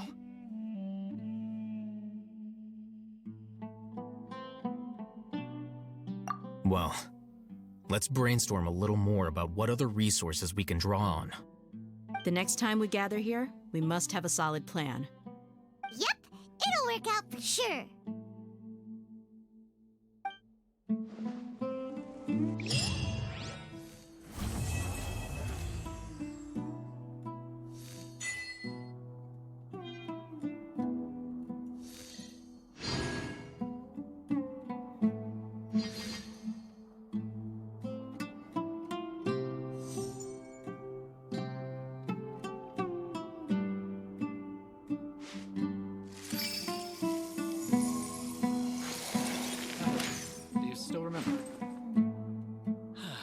Your memory is far superior to mine.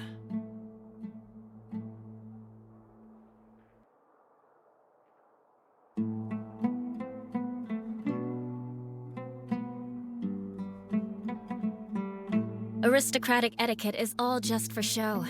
Just smile and nod along.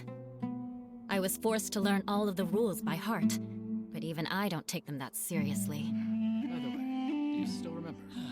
Your memory is far superior to mine.